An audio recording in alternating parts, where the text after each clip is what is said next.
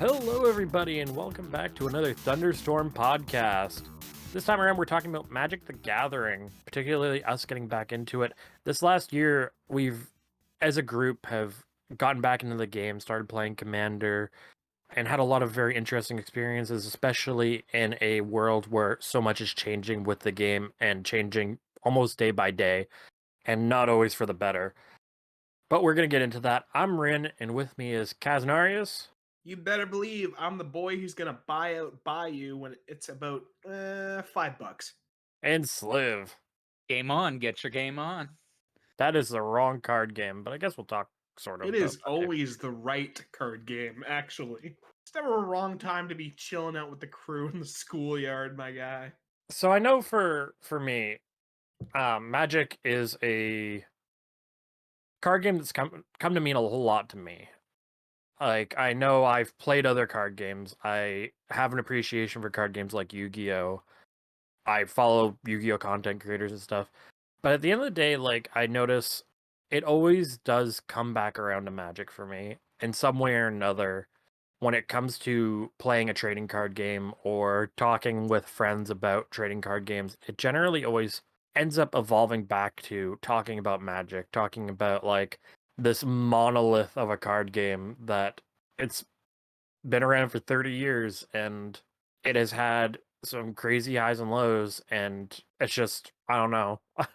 I don't know how to describe it. It's Oh, I figured you were gonna ask us the question of why we think it always goes back to Magic. well, I was going to ask actually if you guys have the same kind of feeling. Like, what does Magic mean to you? You know, every other not okay, I haven't gone balls deep into Yu-Gi-Oh, but I've been on and off with Pokemon since high school. And every time I get into Pokemon, it's roughly the same kind of thing. It's putting out a Pokemon, evolving it, flipping a coin to see what happens, and there's a lot of there's a fucking lot of coin flips in Pokemon. And every time I go into the online client, it's kind of the same decks being used. And I find why I love Magic so much is that there is such a capacity for all these weird different strategies that I just usually don't see in other card games. And I say that as a person whose scope on card games is incredibly limited. We did play Yu-Gi-Oh for a bit there. I used a Light Sworn deck. It was pretty fun. I'm sure Yu-Gi-Oh has a lot more shenanigans than Pokemon, but I look at Magic and I see freedom. I see the possibility of creativity, um, especially with the format we most play, Commander. I like that it is a place where everyone can congregate, say, hey, here's this weird idea I thought of, and here's this weird deck based around that idea, and see how it works. I like that it's possibility city to me. Yeah, I think like the best example I can think of that recently was there was one night where you and I were just in voice chat for like 8 hours, and we were just crafting a commander deck built around, for those out of the loop, uh The greatest. the greatest commander of all time. We found a card by the name of Stang, and Stang is very bad for people who don't play Magic. He's not a very good card. He's got some weird stuff going on, but it's not good. It's not. You can't. It's awful. Stang is like a creature that fails on every front. Like it is a red green 6 drop for a 4/4. Maybe it's a 3/3, I forget. For a 4/4 that creates a copy of itself. Red green red green doesn't make copies. Like that's a blue color thing, first of all. So that's breaking the color pie immediately. And yeah, as you're about to say, uh, if the clone dies for fuck knows why, Stang dies too. And then you look at Stang's artwork, and it's just like some golden knight guy. And it's like, how does this tie into red green? How does this like convey the idea of a clone. You'd think since like it's making a clone, there would be two of them or something. No, it's just some fucking generic ass like gold knight with a sword, and that is Stang. And like Stang did get a reprint like way later on, and I remember it specifically because he has like the image I saw was very low res, so I thought he just had a massive neck. Yeah, but that was some of the most fun I've had like in recent memory, was coming up with these ideas around this commander that is total garbage. Yeah. I think like okay, and we were just sitting here and we came up with like a freaking like 10 card combo to win with Yeah. Stang. And Who it's like, know? oh yeah, first you have to have infinite mana. Infinite mana. Step 1, infinite mana. Step 2, find a sacrifice trigger. Step 3, Nim Death Mantle, and you just keep recurring that bastard back from the graveyard. Or yeah, no. And then there's step 5, like lightning, something that makes you deal damage to everybody every time something comes out. Yeah, it was beautiful. Shit was really funny, actually. Yeah. How about you, Sliv? Like, what does magic mean to you? Togetherness, friendship. Magic was the friends we met along the way.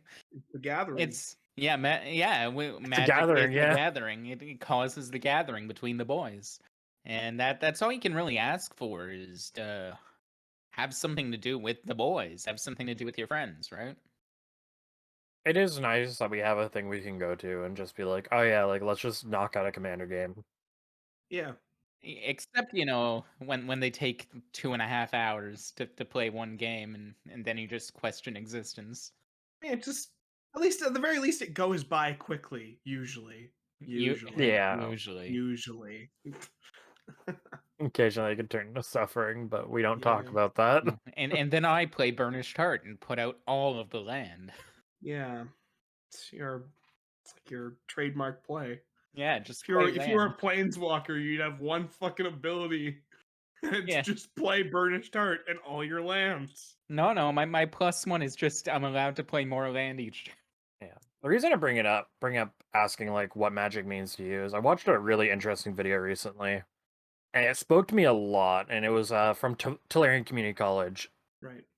and it was the professor talking about like him growing up and his introduction to the game and how experiencing magic helped form his life and send him on the path he went down, and how he wouldn't be the person he would end up becoming, like not just the YouTube content creator, but becoming more confident, having that social connection with other people, building up a lot of confidence without magic. And something he said like really resonated with me, like magic is such an incredible thing for someone who has been in a position in their life where like they don't feel like they're in control of what's going on around them, or like they feel like things have got like just gone crazy in their life, like they have like a million things going on.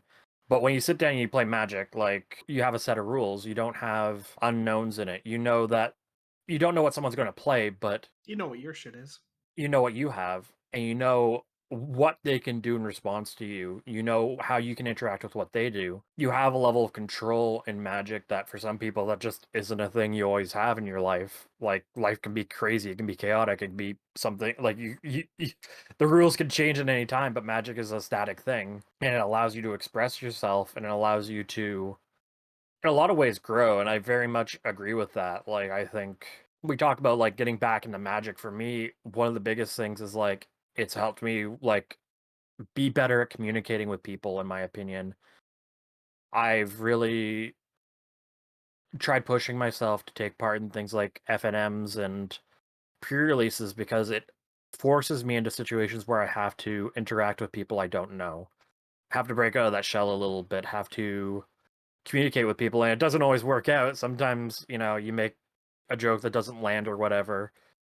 Like, I think at one point I just made a joke about like drawing a card or something, and I just remember like just being stared like deer in the headlights, just make your stupid move, you idiot. And like there have been the people that you don't want to deal with at some of these events, but overall those experiences have been really positive for me. They've kind of helped me grow a lot.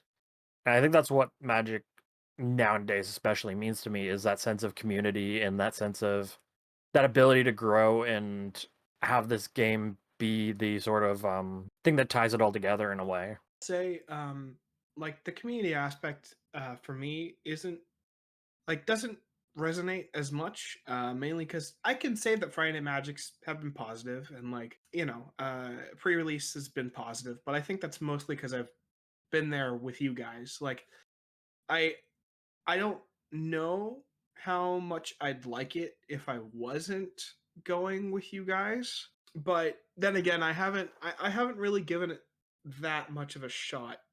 I've been meaning to like go to Commander Night at my LGS, but I have a weird weekend schedule right now, so that's kind of annoying on a Sunday. But I see where you're going for sure, but I pretty much every time I make a deck, it's always with you guys and my girlfriend in mind and how that will interact with everybody at the table. Oh yeah, absolutely. I agree there. Like I absolutely agree with that. I think for me, it's a situation where I'm not always the best at interacting with people, especially people I don't know. Sure. I am a very antisocial and kind of like with people I'm not comfortable with, I can be very closed off. So putting me in a situation where I kind of have to throw that away, I can't like I have to check that at the door. I can't be like antisocial at the community Magic the Gathering event. Like you Sure. have to constantly be interacting with different people and people of all sorts of different walks of life. I think Yeah. for me that's really helpful.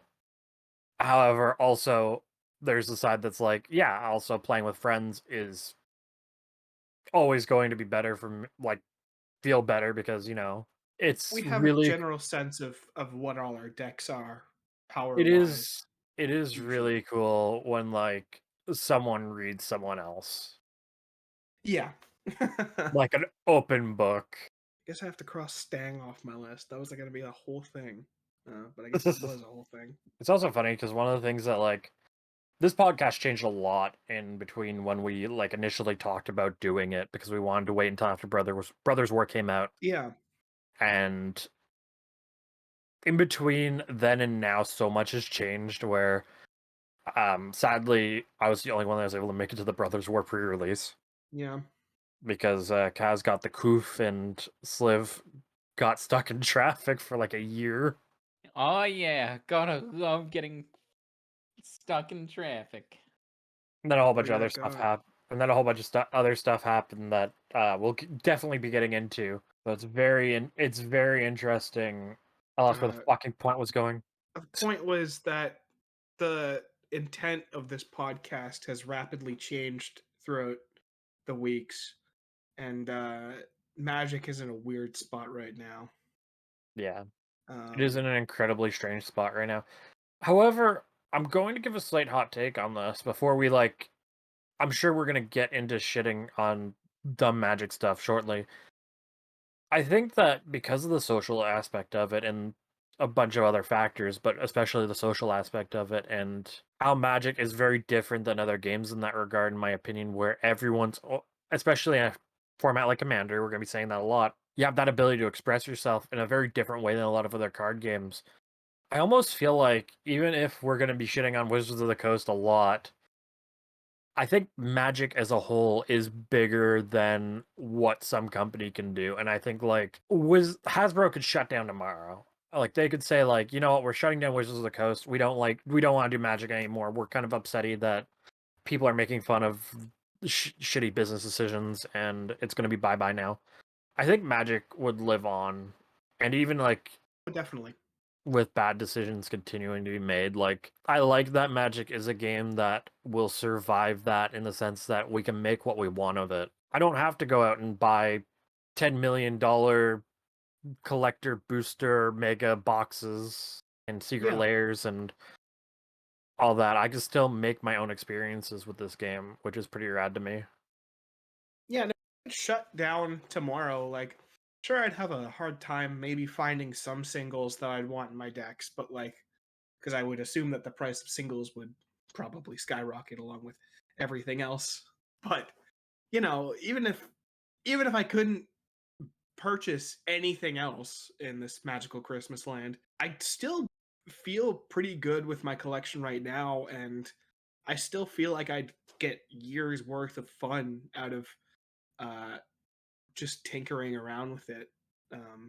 Oh yeah, and like I think the big thing with Magic, especially, is that because you can play a deck 1,000 different ways, Yeah, like there's infinite customization on your experience with the game and how you experience it. And even if the game was to die, I think that wouldn't change. I think there would still be yeah, cards that we probably slept at, like the community slept on, will come out of the woodwork. Like people will have time to mess around with sets that never got a chance to be messed around with. I think like the game would still thrive even if it wasn't actively being supported or continues being supported badly, but we'll get to that. I guess like I'll segue into it. You mentioned like getting years of fun tinkering and stuff. I really like how in this group, like in this group alone, you have three incredibly different people in terms of how they deck build and how they play Magic. true. Yeah. I think it is very fascinating. Like, and not just that, how we pilot our decks. So, I guess I'll just give an example. I remember there was one time I didn't have my decks with me, I believe, or I only had one deck and I didn't bring it with me. And Kaz, you let me pilot one of your decks, and I remember like playing it in a really strange way and you never had thought about playing it that way before. And I had a lot of fun playing that deck, and I can't remember who your commander was. Yeah, it was my token. It was my blue green token deck, and essentially you through a bunch of weird coincidences, you ended up just basically having like 50 cards in your hand, and you didn't have to discard any of them because you had Seagate Restoration too. Yeah, That made you have no maximum hand size. Um, yeah. and then I turned your deck into a deck I like to play. I love playing with no hand size. yeah, and then our other nameless guest took that same deck and found an infinite combo with gosh, I think it was Zendikar's Royal and Wandering something elemental. Something that like when an elemental comes out, you look at the top card of your deck. If it's a land, put it down. Uh I forget the name. Whatever. We're gonna fuck up names all the time in this podcast. But the point is, he had this weird thing where like he would put down a land, which caused him to make a token of an elemental, which caused him to put down a land, which caused him to make a token of an elemental. And this would just constantly loop over and over. And it's just like, huh, I have a semi-infinite combo in my deck. Neat. I didn't even know that until he found that. It was just funny. And like another example of us like being vastly different with our deck building. Sliv, you and I both have Anilo decks. Yes. And I think we have taken vastly different directions in how we have built that deck. Tell me about tell the audience about your Anilo deck. All right. So my Anahlo deck. Anahlo is my commander. He is a Oh, really? Grixis commander, which means he is red, black, and blue. And I've built him around his mechanic of copying things. So I have quite a few more cards in my deck that would allow me to recur more copies when I copy. And also, you know, some creatures that allow me to copy and cast those copies, which allow me to have even more abilities go off because more cards are being cast. So I have all these crazy ETB effects that are going to be proccing, and then all of a sudden someone just doesn't have a deck anymore because I make them draw their deck, and they lose life for each card they draw. And I'm a horrible person, is what I'm trying to say. and then in my case with my Anilo deck, I ended up going a different direction and running a lot of very, very powerful instant sorcery spells that would go off like that I could copy off Anilo Yeah. that would do things like give me extra turns. I think at one point I managed to combo off and get 5 extra turns in a row, and Yeah. I did nothing with them. You did fuck all with it, but it was really funny to It see it was happen. really, really funny. I just like the potential in like an Anhelo deck or a copy deck where you could just make a really big dick, like you just paid like 30 mana for an X cost spell, and then you copy it 4 times. And then it does like 140 damage on the table. Like, that's brilliant. That's fantastic. Now we're talking about commanders, so we might as well ask a question. Guys, what is your favorite commander out of the decks you have? Currently, my favorite commander is Angelo, but I will hold a soft spot in my heart for my Oscar deck, which is a Boros, being red and white artifact deck, where I just do whenever an artifact goes to the graveyard, I can use my commander's ability to bring it back from the graveyard and make 2 copies of it. I think you see a pattern coming here. I just like having more copies of a spell in my my deck. Oscar's really cool too because Boros isn't usually the colors of artifacts. Maybe red a little bit, but artifact recursion for red white was not something that you would have seen usually in the Magic the Gathering like design space for commanders. And Osgir is probably like the coolest commander out of the Strixhaven decks because of that. Um, just because of how interesting that combination is. And it doesn't it's not like a matter of breaking the color pie either. It's just a cool thing it does with artifacts. Yeah, it's just really cool. For me, it's Griswold, the Dread Sower. Uh, Griswold's whole thing is that on all of my end steps, I make everyone make a 1/1 green plant token. And Griswold's thing is that if any token dies on the field, uh, Griswold gets a +1/+1 counter. So, and because it's Griswold, he's just got trample built in. So, what you do is, or what I do rather, is I just basically have like the Magic the Gathering equivalent of, I don't know, Hail or Sandstorm from Pokemon, where I just have this constant miasma just like hitting the field and killing off weenies um, that make Griswold bigger so I can smash in with him.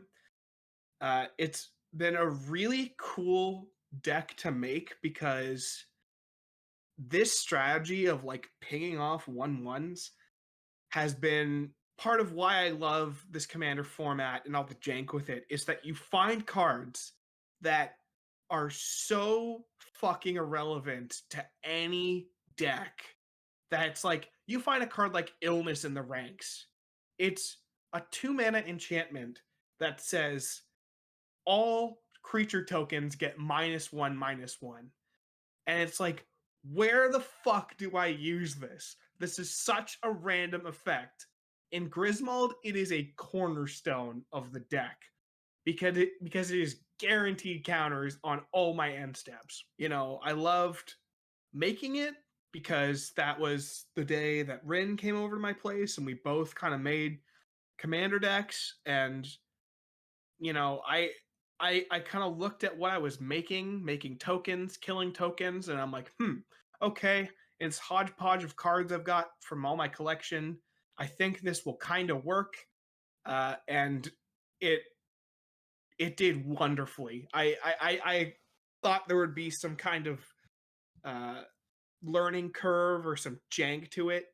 No, it like Griswold was doing great before I could even, and like the best part about the tokens is like people are like, "Oh, you gave me a token." Like, idiot, you're giving me resources. No, no, no, no, no. Those tokens are going to help me out. Uh I love that deck and I think part of why I also love it is like in high school all I would do is big fat +1/+1 creatures. And I feel like Griswold, like having Griswold come out and just building him up, I feel like I'm making the me from 10 years ago proud. And that's awesome. Ren, who's your favorite commander? I am a huge fan of Cyrex Carrier the Flame. So it is a Rakdos commander, which is red-black, and he basically he can return himself from the graveyard, and he also can have phoenixes deal damage when another creature returns from the graveyard at the end of the turn. So I have an entire deck built around interacting with the graveyard, having creatures come back from the graveyard. A lot of cards that would normally be a negative where, or have a negative where, oh, you have to sacrifice a creature to do this really powerful thing. It doesn't really matter because I'm constantly bringing creatures back nonstop. All my creatures have the ability to return from grave in some way. And, like, a lot of people would look at Cyrix and go, oh yeah, it's a Phoenix Tribal, and I do have a lot of Phoenixes in there, but I'm not limited to just Phoenixes. I have a lot of cards that are like zombies and stuff, or other creatures that just play nicely with the graveyard. I have cards like Sir Conrad the Grim, who works really well in that deck. Yeah. It's a lot of just like interacting with the graveyard, getting benefits off of things getting thrown in there, and then having my birds freaking do some real serious damage. Like Yeah, it can be scary. I really like when the deck is doing well, it can really become like a force to be reckoned with. you've got a lot of options when it comes to fucking with the graveyard throughout the course of Magic history. I think a lot of graveyard decks are just generally fun because of that. Like Yeah, I mean, you got zombies, you've got just like classic reanimating. Uh, there's a lot of ways you can go with weird graveyard shenanigans. you were talking about Griswold and how we made decks together when hanging out. I built a deck around Virals, the Scar Striped, and he is a green black commander, and his whole thing is that he gives everyone the graveyard scavenge, which is you can exile them for their mana cost in order to give +1/+1 counters to Virals. Yeah. So I have a fun deck that's built around, oh yeah, this creature would normally be like, is like a 1-drop, and he's really powerful, but he has a really negative side effect, or he immediately dies when he's played. So I could dump that in my graveyard though, and just turn Virals into like a freaking 15/15 and start swinging like crazy. I really have grown grown a recent appreciation for graveyard interaction. It's really fun. Are there any mechanics you guys have wanted to try to get into your decks, or any commanders that you're planning on building decks around in the near future? Um, for me, I'm really excited for Krark and Sakashima, which is really funny because I just got done bitching about how Pokemon always makes you flip a coin. Mm-hmm. Krark's whole thing is that when he's out, whenever you cast an instant sorcery, you flip a coin. If it's heads, you double it. If it's tails, the spell fizzles. Mm. Doesn't do anything. But apparently, if you've got Krark and Sakashima, who will be a copy of Krark, obviously, you can have weird shit where Krark doubles the spell, and if Sakashima gets the tails, you get the card back. Um, Huh. I don't have a Spell Slinger deck. Like, Spell Slinger isn't my thing, but this seems like the funniest and weirdest way to try out Spellslinger. Classic red blue throwing lightning bolt bullshit. And I'm I'm really interested to see how it works. I've also ordered Negan and someday. But that do we want to talk about secret layers? Well, Oh, I we'll want get. I want I to think hear we'll get about there. Rin's next commander, or one I he's have a thinking of. I have a problem because I'm always like, every time I see a legendary creature, it's a little bit weird. I'm like, oh yeah, I want to build this as a deck. But the one that always sticks with me is I want to build a deck around Quain Iterate Meddler. Basically, he's a blue-white commander, and his whole thing is that you can tap him and let everyone else choose to draw a card. And I want that to kind of be the basis, like the starting point. Like, oh yeah, you guys can draw a card. Go ahead. You can draw a card. And have it start out like innocent, like, oh yeah, great, thanks man, I got to draw a card. and then have it snowball to where like, okay, everyone draw 40.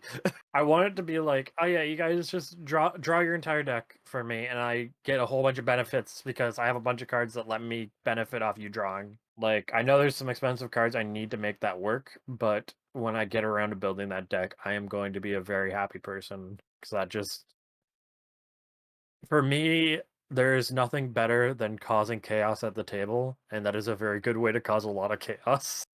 Yeah. And this is when I reveal that my commander was shielding the apocalypse this whole time. Yeah.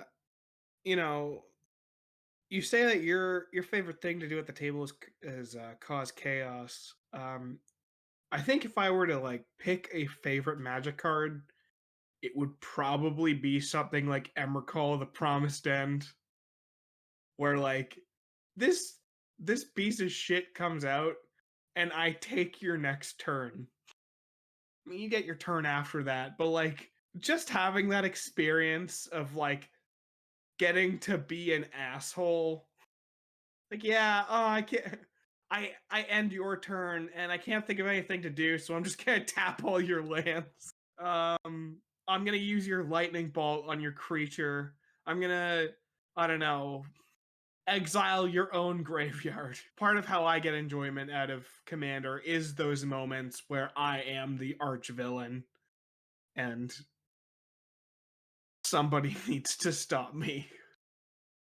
Speaking of, sorry, Sliv, you were speaking. I know that Kaz just cut you off like a BMW on the 401. Speaking of villains, Lol. Got him. But yeah, I'm definitely thinking of building a Sheoldred the Apocalypse deck. Cause that would allow me for whenever I draw a card I gain 2 life, and then when an opponent draws a card they lose 2 life. So I'm thinking of building that in a way where I would benefit a lot from having more life as a resource, and then just fuck over a lot of people. yeah, Yeah. we were talking about that briefly the other day. I remember because I was like, man, you're building a deck that has complete counter synergy with mine. Yeah. Funny. Yeah. And with black, you've got like black. It I mean, would be mono black, so green, green kills the color pie the most, but black has a lot of options. Mono black has a lot of options. You do have card draw in there. Usually makes you lose a little bit of life, but you've got shit like Cabal Coffers. You know, you've got a lot of options for ramp and card draw if you're going mono black. So yeah, that would probably be a funny deck. funny. I'm gonna roll up, I'm gonna play my commander, and then I'm being like, okay, here's Pair into the Abyss. Draw half your library. And then Man, like that instantly, that's gonna kill someone. Like right away. There's no way that doesn't kill. man, Yeah. it's one of those cards that reminds me that Quain is not in black, and it makes me mad. Or squirrels. I'd like to do squirrels at some point. But then who wouldn't want to do squirrels? Yeah. I do. I have always wanted to build a Eula Queen Among Bears. Fair enough. I think I'm going to get to that one day. Back in high school, I did have a deck that is all bears, and it wasn't very good, but it was high school, and none of our decks were very good. I do The like just still having the high school decks like kicking around in the gate crash fat pack box. it Uh, is pretty weird to look back on sometimes. yeah. Truthfully, I at one point I took that high school deck and I'm like, okay, now that I know more about the game, I'm gonna charge it up. Not even price wise. I just had a couple of cards that I knew would make the deck better, and it got to the point where like the other play group I was playing with was just like, this deck is way too good, dude. Like this is disgusting. And I had to retire that one. But you know, You were building on the blood rush mechanic, right? no. Uh it was the Hydra bomb deck where Ah.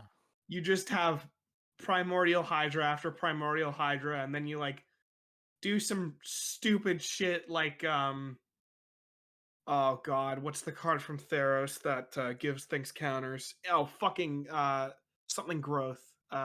Rampant growth. Hydra's growth. Hydra's Hydra's growth. growth. Where it's literally just the primordial Hydra thing.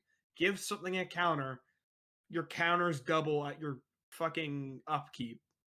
So I would have I would have primordial hydras, which their counters double. I would have other creatures that have their counters double, and then I'd have fucking if somebody went to like kill or murder any of my hydras, I would just cast fucking fling and throw a massive hydra at them.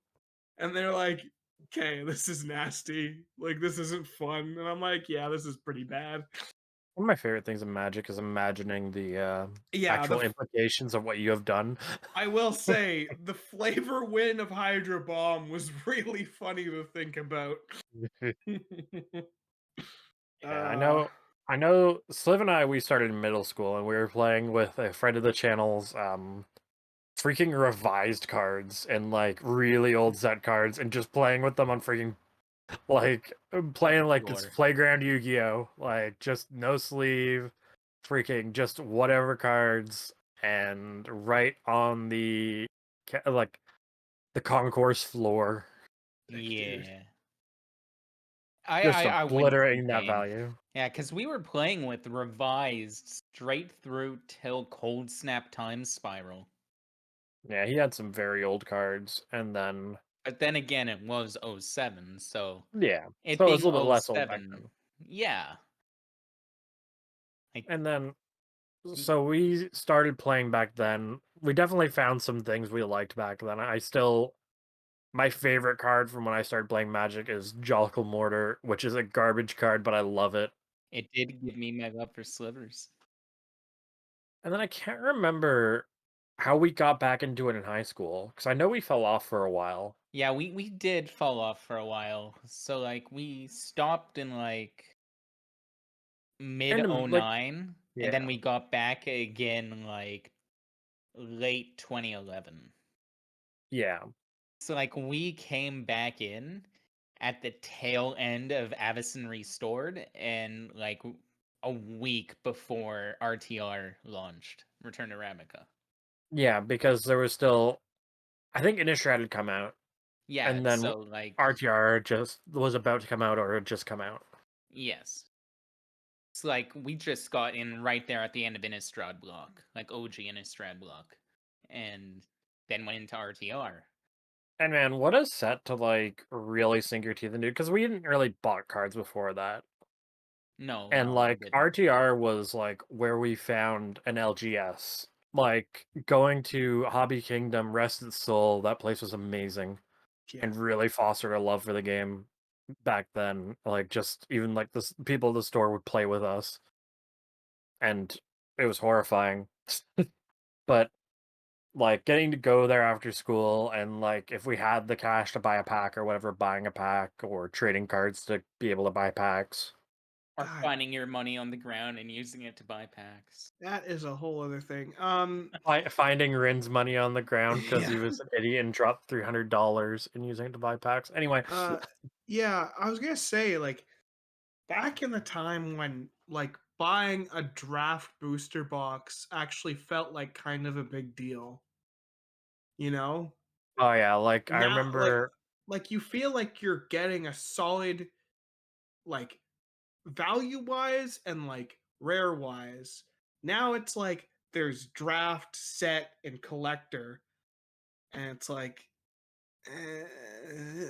but oh yeah, I mean obviously it was doubly so because we you know me and another guy who used to be our friend, when we went halvesies on a fucking RTR box, like that was huge for both of us.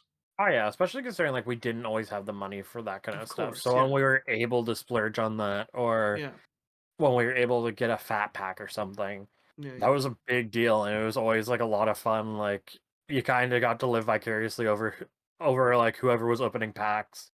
So it was pretty rad. Sometimes like the amount of freaking really expensive cards we traded to buy more packs is Mm. just kills me sometimes. But it was You always had rad to to chase see. the high, you know? Had to chase the high. You know, you could get something better than the best card in the set. Yeah. You never Fun. know. What did It's you not. trade It's away? definitely a lot of like. What was it? The Shocklands were in RTR. Yeah. Yeah, I definitely traded a lot of Shocklands every time I got one because it was like you could go up to the counter and get $20. Yeah, Yeah. and get like 5 more packs. Get 5 more packs. 6 more And you packs, get something the like that. It was Spanish chat and cheap stuff. back then. Oh yeah, it was like Like, you get $4 for a pack, like or whatever. Sometimes it was like $3.50. yeah, it was like 350 because this is when the Canadian dollar was on par with the American dollar. So our stuff wasn't horribly priced. Yeah, and like we didn't do anything like draft back then, but we still had a lot of fun going in and just playing Magic with each other. And the store owner. The store owner was a G. Great guy. Yeah, Yeah. great guy. He had a deck themed around the Chalice of Life and the Chalice of Death, and every time he played it, he would go like Chalice of Life, Chalice of Death. And I miss that store a lot sometimes. Like I do. just Like Next level guaranteed, I down, bro. think that would be my LGS if it could.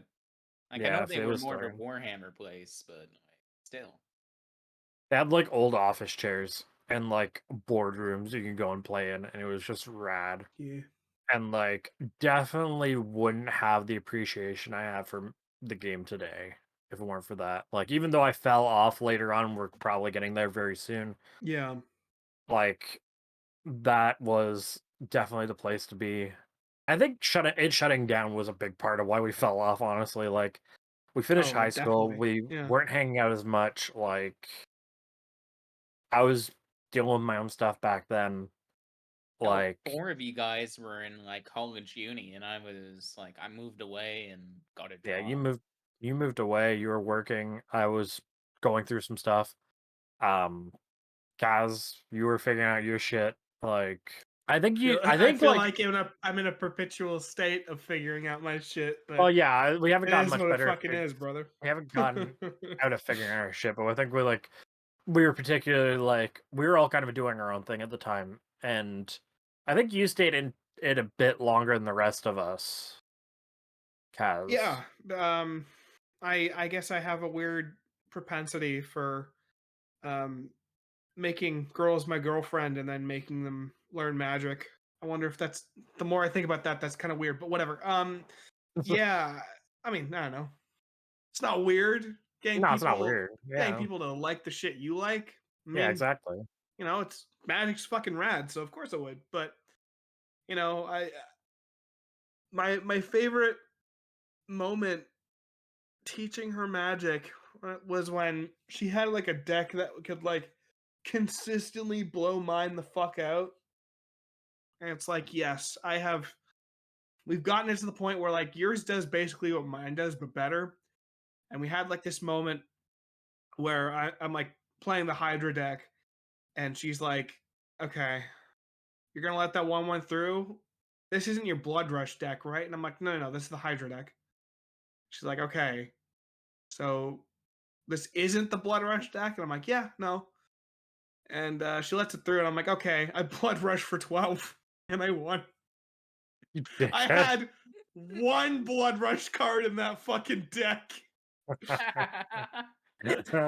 So when she asked me, it's not the Blood Rush deck, I wasn't lying. I just had a card that Blood Rush for the amount of lands I controlled.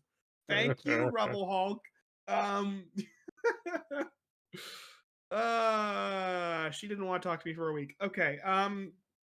Yeah, so I mean, let's see. I played through high school, and then I played again in 2015 a little bit through, oh god, I want to say the Eldrazi shit, Yeah, because there that was was when I like picked up Promised and Emrakul the Promised End for a price that wasn't like $60 or whatever the fuck it is now. So you Like must and I there have came back in 2016 with like Yeah. Eldritch Moon and stuff.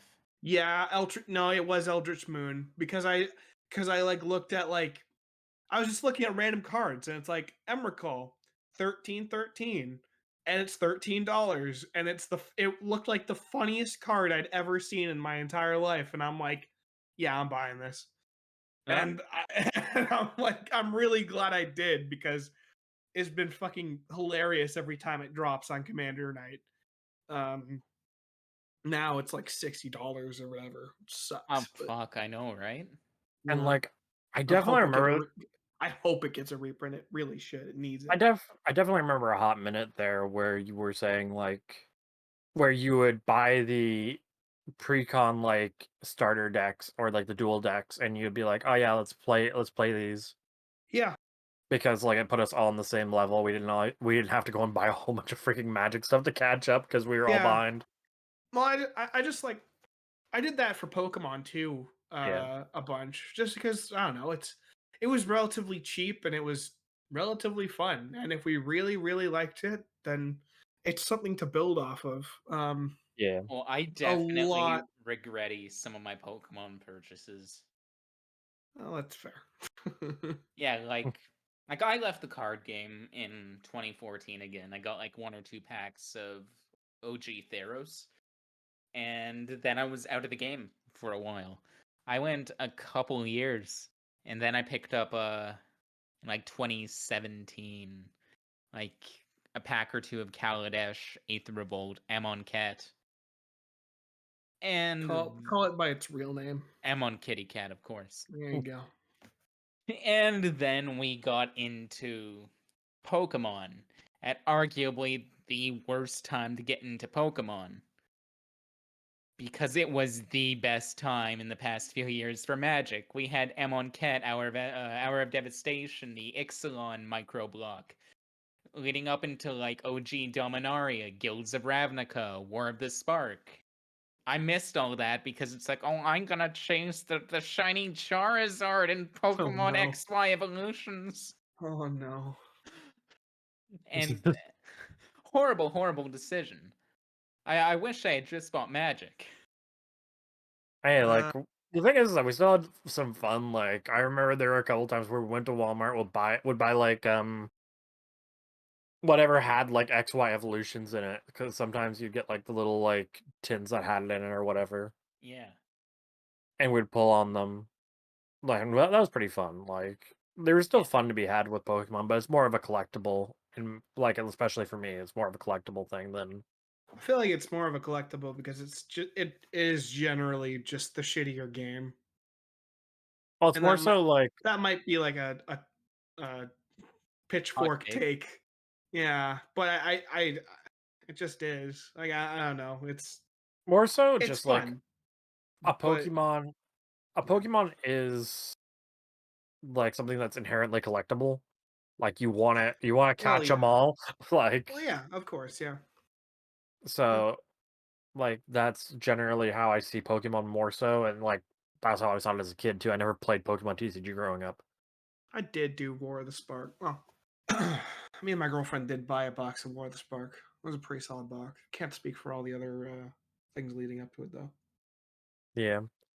I know that there was a few times I was thinking about getting back into Magic, and it was always like, I don't know.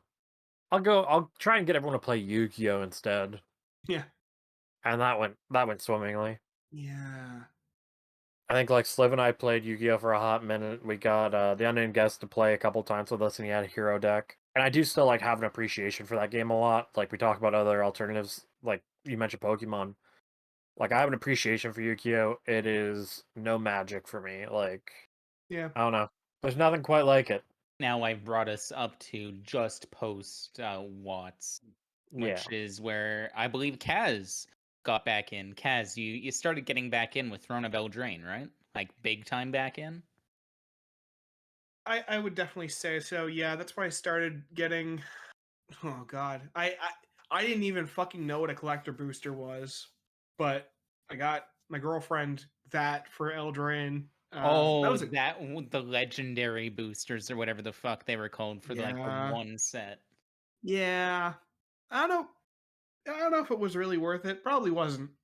Um, but Eldraine was a great set. There is like obviously it's better 1v1, but a lot of those adventure cards are just kind of universally great. I think I remember watching videos saying like, yeah, Eldraine is the most pushed set in years. And it was really cool flavor wise. I kind of like the Planeswalker Garrick. I kind of followed his story. He's a fucking nothing character, but it was kind of cool that he's on a redemption arc. I actually can't wait for the next Eldraine set, although considering Wizards' propensity for fucking up the sequels to sets, I probably shouldn't be that excited. So, eh.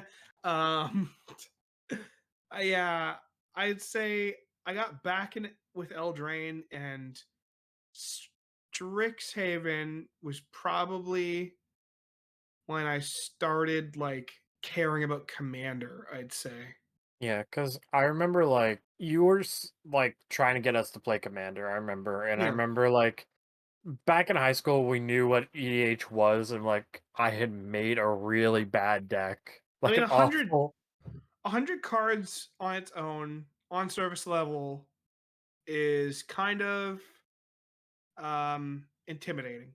Yeah, and like I remember we were going to have like the first Commander night, and I was going to bring this like shitty high school deck, and everyone knew it was garbage. Yeah. Everyone knew it was garbage right off the gate. It was Yeah. Sisters of Stone Death, who's like 8 drop and does nothing for you. She is awful. But I was like, I don't have the means to get a commander deck right now, so like, it's gonna country boys make do.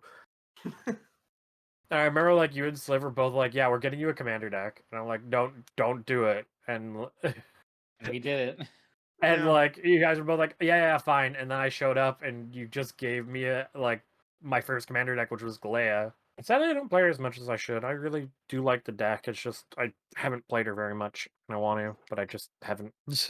Yeah, it's a quality deck. I like that you can kind of build it in multiple ways, but that's obviously for you to figure out.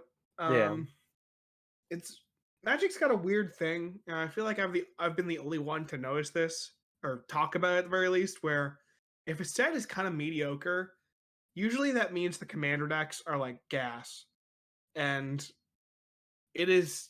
I don't think I've ever seen it not be that way.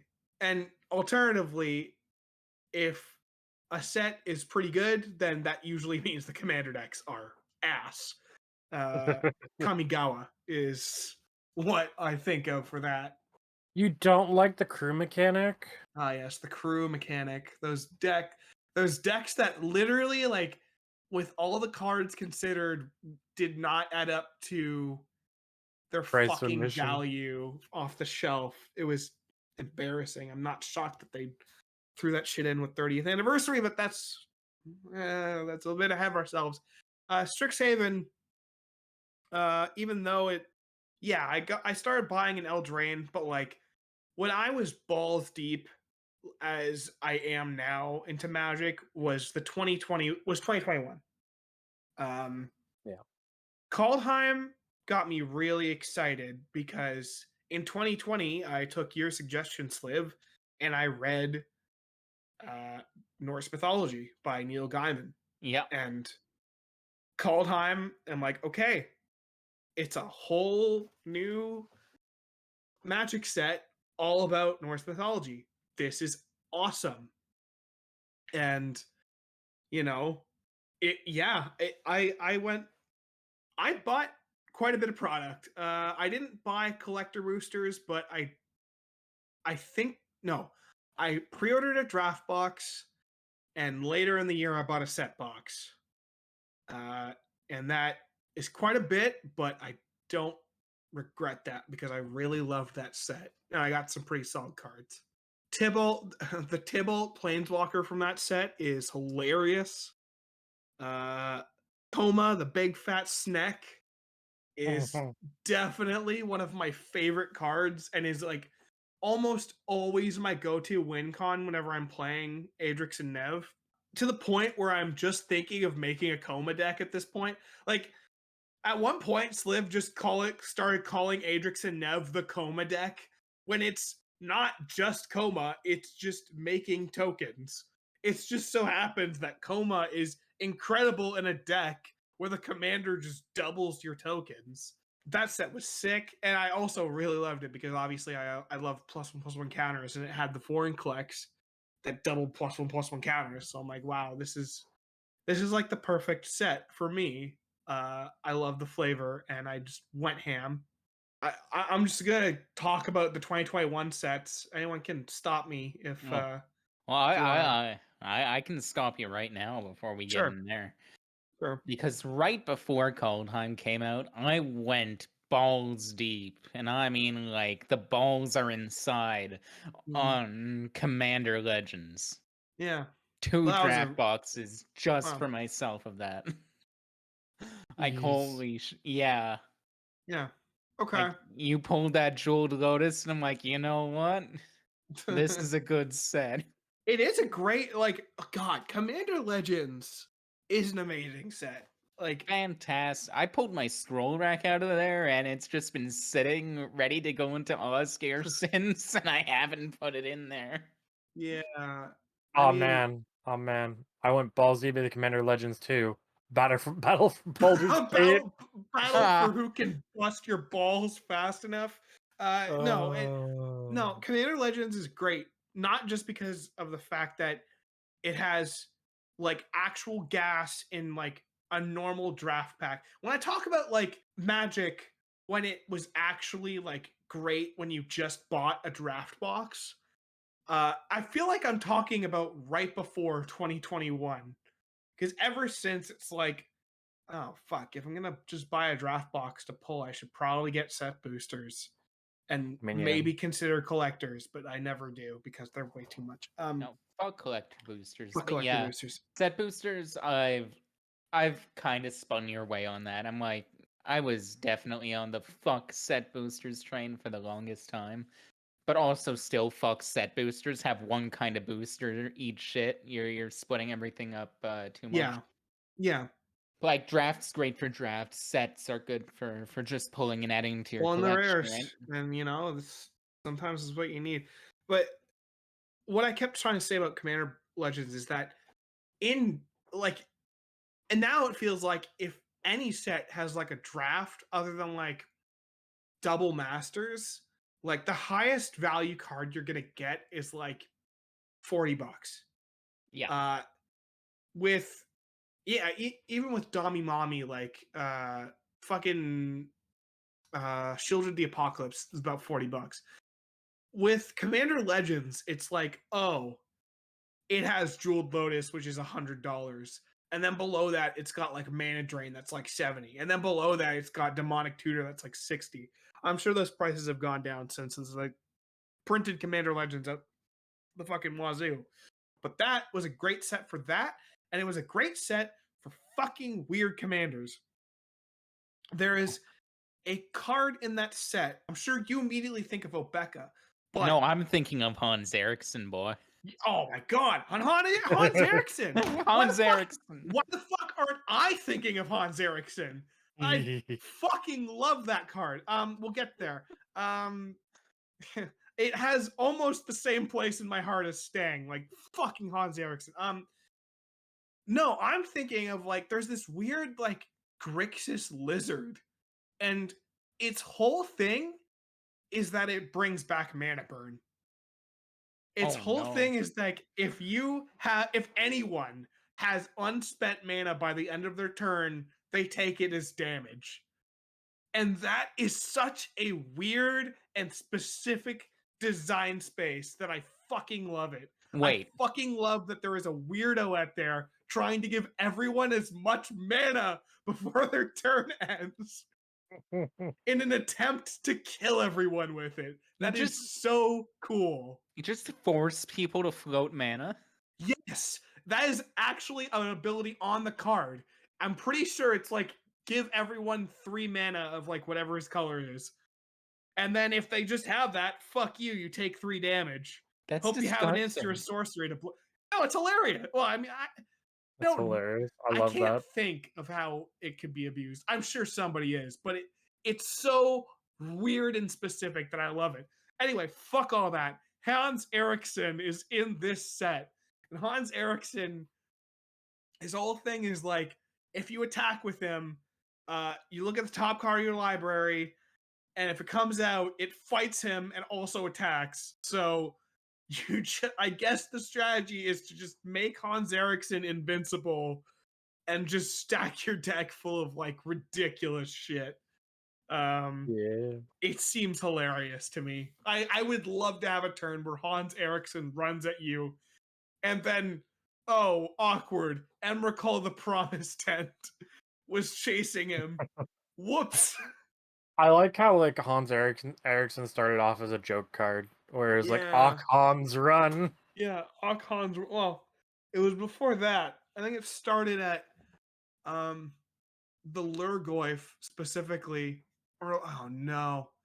It was something even before that where like it I think it was like a card from the 90s about like some kind of goyf, and it was like his sister saying like Hans run, it's the Lurgoyf, like last words of Safi Eriksdottir.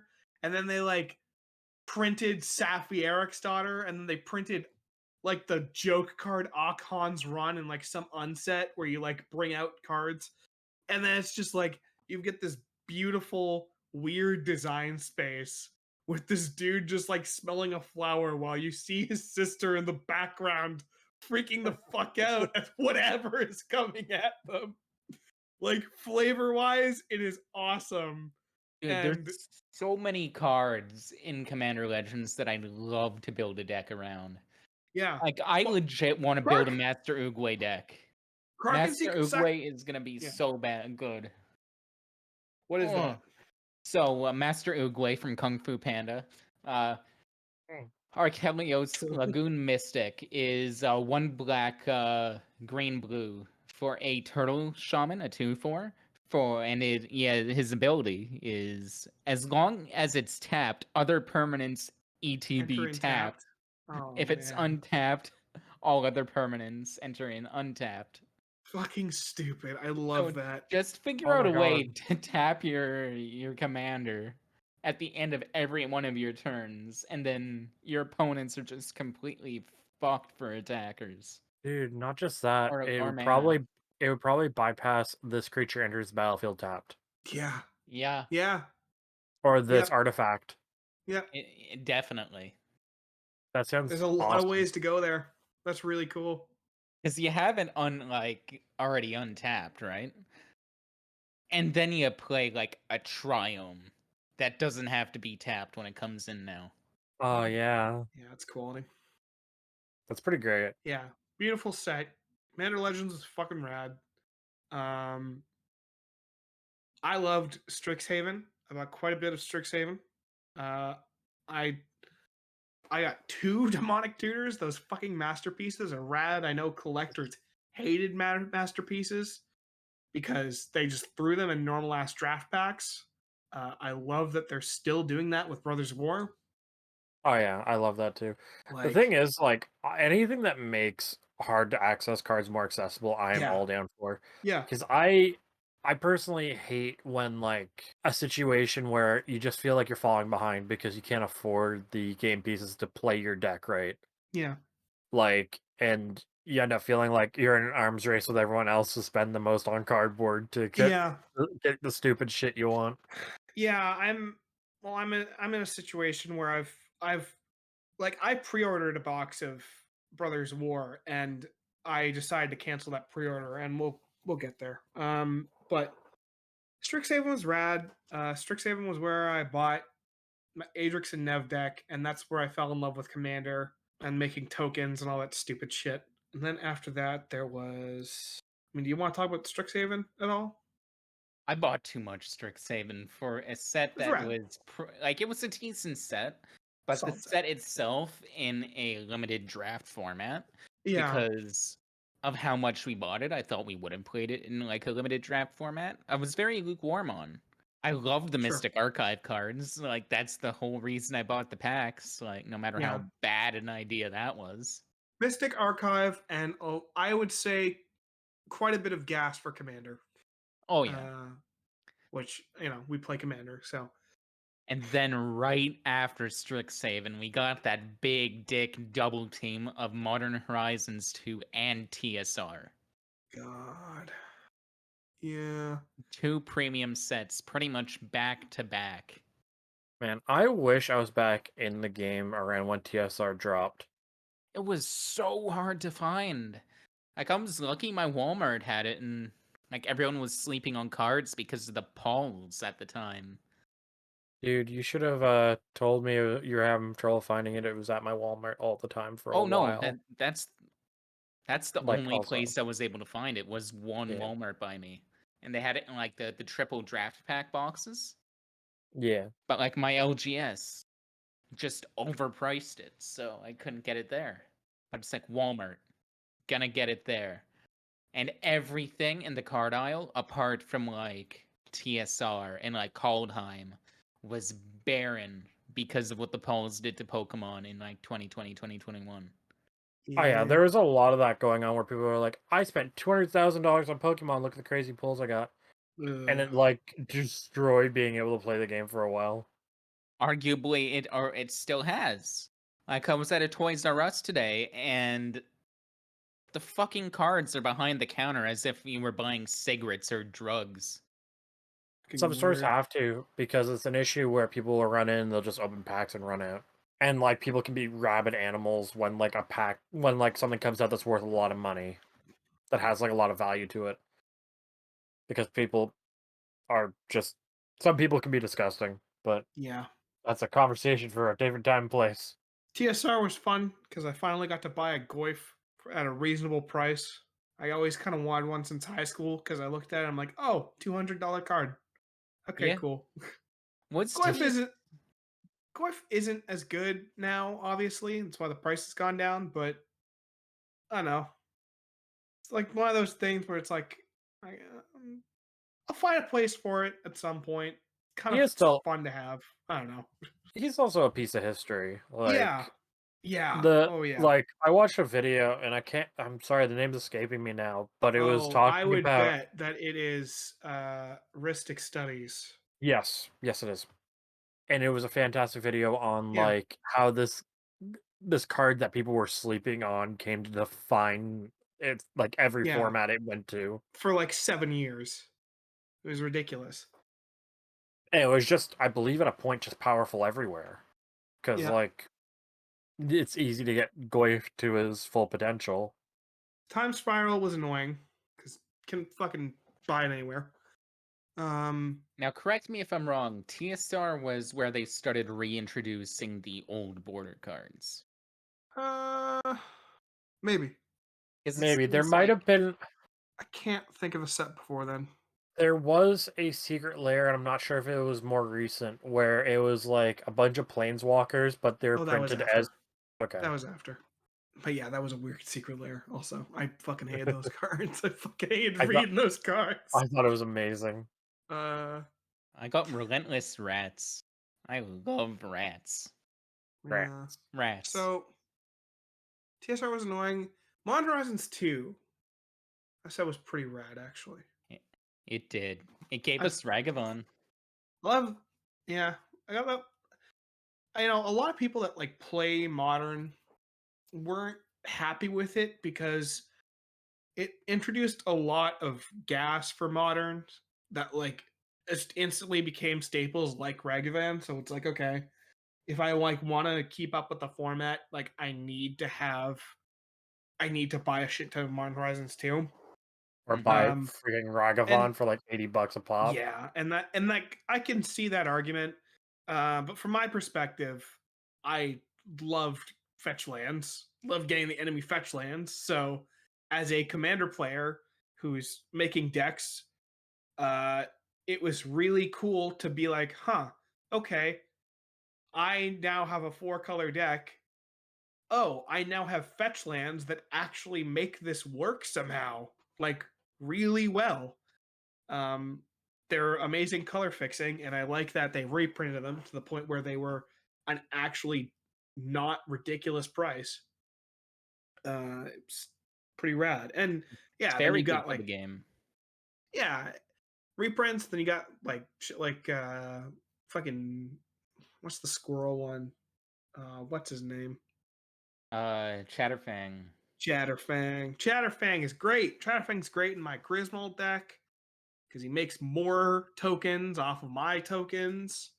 I would highly recommend making him if you're thinking about squirrels. Great squirrel commander. I know you've got one of them. Oh, I do. I'm definitely not gonna go Toski. I think I'm gonna go Yeah, Chatterfang. Chatterfang's yeah, and Chatterfang would be nicer because it's got more colors to it. So Mm-hmm. yeah, Well, it's colors I can use, right? Like, yeah. I don't think it'd Toski's be just great mono just in green. green. Yeah. Well, I don't know about that. Green breaks the color pie more than every other color. So It you've does, got but I'll have access to black with Chatterfang, yeah. and I can just throw a Toski in the deck. Well, yes, of course. But so yeah, Modern Horizons 2, rad. Uh then we had Adventures of the Forgotten Realms. Um which Ugh. was technically meant to like replace the core set. I think that Yeah. was the rationale for it being as underpowered as it was, and it was underpowered.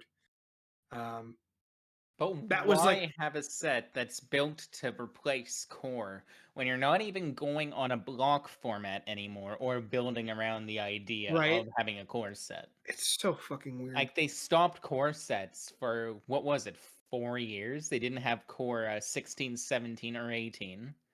Came back with core 19, 20, 21. And then we got Forgotten Realms. Yeah. And that's the last de facto core set since. Because Battle for Baldur's Gate, let's be real here, it's not a Commander Legends set, and it's not a core set. We're getting there. Oh. Baldur's Battle for who Baldur's can Ballbusters. bust everyone's balls is this year, and we'll get there. We're at the end of 2021, so yeah. AFR was pretty mad, but the commander decks again. This is where I was just like, oh shit, the commander decks are fucking gas. That's where you got Galea. That's where I got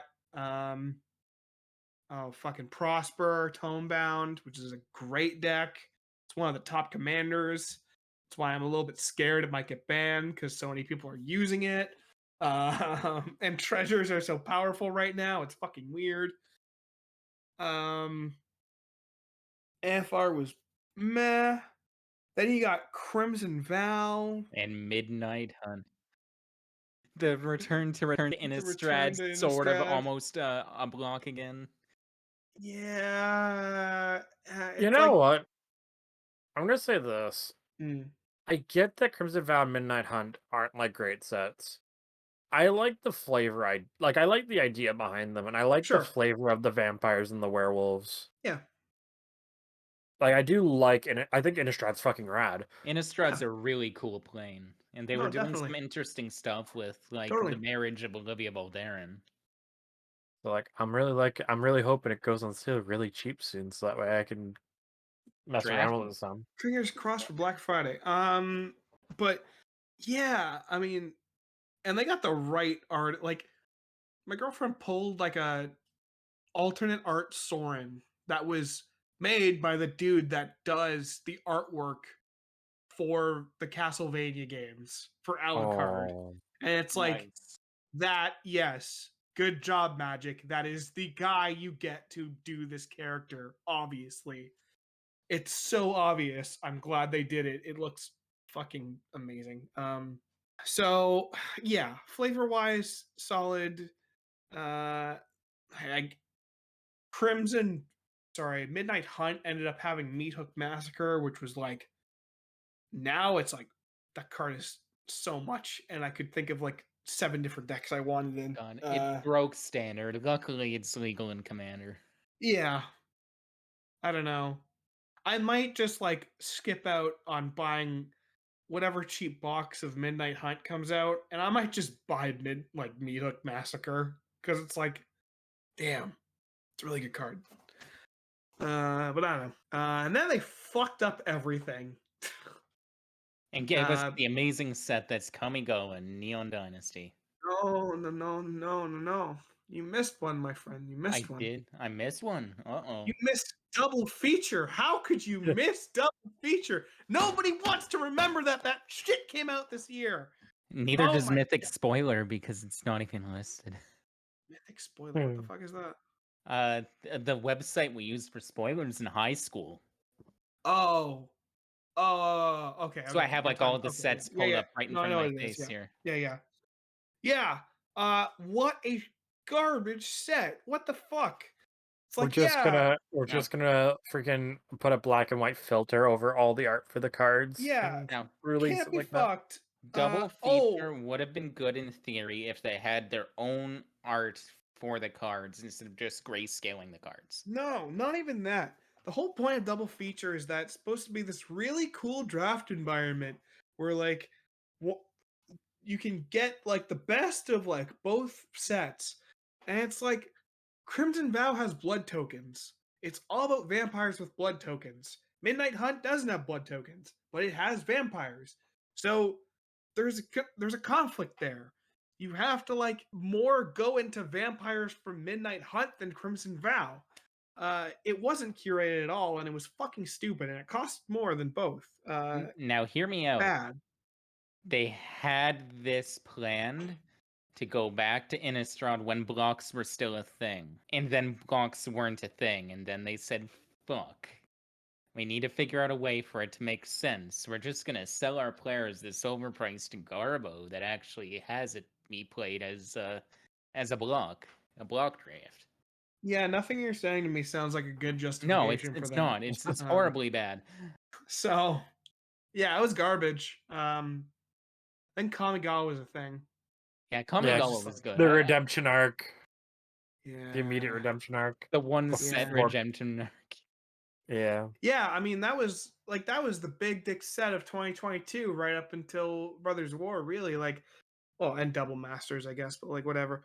Kamigawa, like wow, all the cool shit coming back, all these ninjutsu cards, all those all those fucking incredible lands. Those Boseijus you pulled, like fuck. I pulled Um, 4 or 5 of them. Yeah, And they're the great. most expensive card in the fucking set. Yeah, great value all around. The thing that made me want to buy it was that they got the fucking dude that did the Metal Gear artwork to do one card for the box topper, and it's Satoru Umezawa, and it's like I'm gonna make a commander deck around it. Like that card is like at that point that was like this is my favorite Magic artwork period. Like it's fucking beautiful. It's incredible. Um, my girlfriend bought a lot of Kamigawa.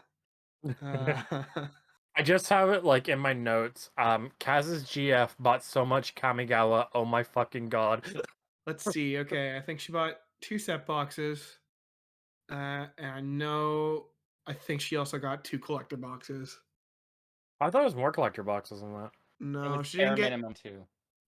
It was bare minimum 2. I don't think she got a third one. Oh, okay. She was Uh, talking about getting a third one, I remember. she was definitely talking about getting a third one, but by that point, they were all selling out because Hidetsugu, the weird chase card that got up to like thousands of dollars, was causing everyone to buy all of the collector boxes. And she just loved the aesthetic, and I mean, Oh yeah, the can aesthetic you is great. can you blame her? Like Yeah, no, it's it freaking looks rad, fucking dude. amazing. I'd say if she really only bought a lot of product in that one set this year, and I think she picked the right set I am. because like Kamigawa is fucking rad, and she's gonna make a ninja deck, and she's got a lot of gas for that ninja deck now. So Oh yeah. No, You know, no, like it's- I think Kamigawa was a freaking rad set. I think Kamigawa in general is just really cool. Like the Yeah. older sets are freaking awesome. yeah, I love the Too. flavor. I love how you're taking like weird. You're just taking this Japan setting and making it cyberpunk, and it ended up being just really fucking cool. Rad. Okay, And then we move on to the so-so set of Streets of Copacabana. Copacabana. Yeah, I wouldn't say it's bad. It's just like it has triumphs, which is nice, but Yeah, I just wasn't too keen on it, you know? yeah, Here's Here's the issue with Copacabana, and it's going to be something that because we're entering the point where we're going to start shitting on Wizards a bit. Yeah. If there had been a bigger gap in between Kamigawa, New Capenna, and then I can't remember what came after it. Baldur's Gate. Baldur's Gate, and then you also had Double Masters in there. Yeah. I Double believe that Masters came. right after Baldur's Gate. was Yeah. Double Masters before? Yeah, it was. It was before Dami Mommy. Okay, yeah. Yeah. Okay, So continue. you had this Continue. situation where, like, especially for me, I'm just getting back into the game at this point. I'm like, good lord. Yeah, Kamigawa came out. New Capenna is like they're like Kamigawa's like coming out. New Capenna is like coming out. We don't even know what's in New Capenna yet. They're announcing the stuff for Baldur's Gate and Double Masters. Infinity got announced Yeah. at some point, yeah. Oh, and that's coming Infinity was out. And I'm like, supposed to be released In right April. before Copacabana. Yeah, Because April it was 1st. gonna like, go, it was gonna go Kamigawa, double feature, Infinity, Copacabana, Baldur's Gate, Double Masters, and that would have covered you from January to the July. and that is disgusting. Barry Manilow is crying right now.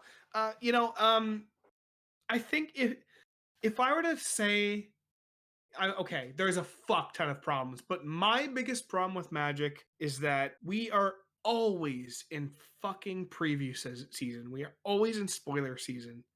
Dude, I haven't even been in the cycle that long. The gap leading up to Dominaria United was a breath of fresh air, and I haven't even been back in the game that long. Like, imagine someone who's been playing for 10 years.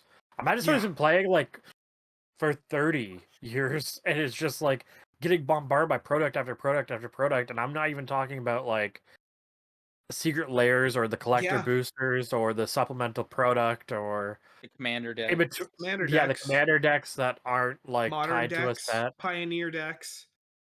It's like ridiculous. Just this overflow of product. Like, how, or if you're trying to get into the game, how do you know what to buy unless someone just like tells Yeah. you? Or like draft set, collector boosters. Now you have jumpstart boosters, but we're getting there. Oh fuck, yeah. It's just good lord, like, and I think New Capenna really suffered from it. New Capenna deserved to have more time in the spotlight because, like, I think that is a case of a set that, like, if it was given more room to breathe, I think it would be remembered a lot more fondly. It wouldn't be like this weird kind of footnote in the year. Not as bad as Double Feature, in terms of footnote to where no one remembers it. But like, if I were to talk to you guys, just like, oh yeah, what's some cool shit in New Capenna? Like, you'd be like, fucking New Capenna. Yeah, like also part of the problem is it came right after the high of Kamigawa.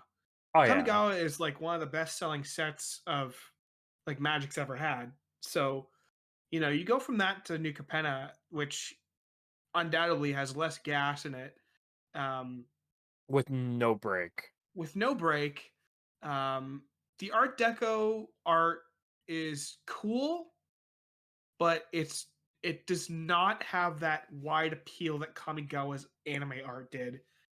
Um, I love the Art Deco stuff in New Capenna. I think it like the The it's style whole is rad. super monster rad. aesthetic was I so kind cool.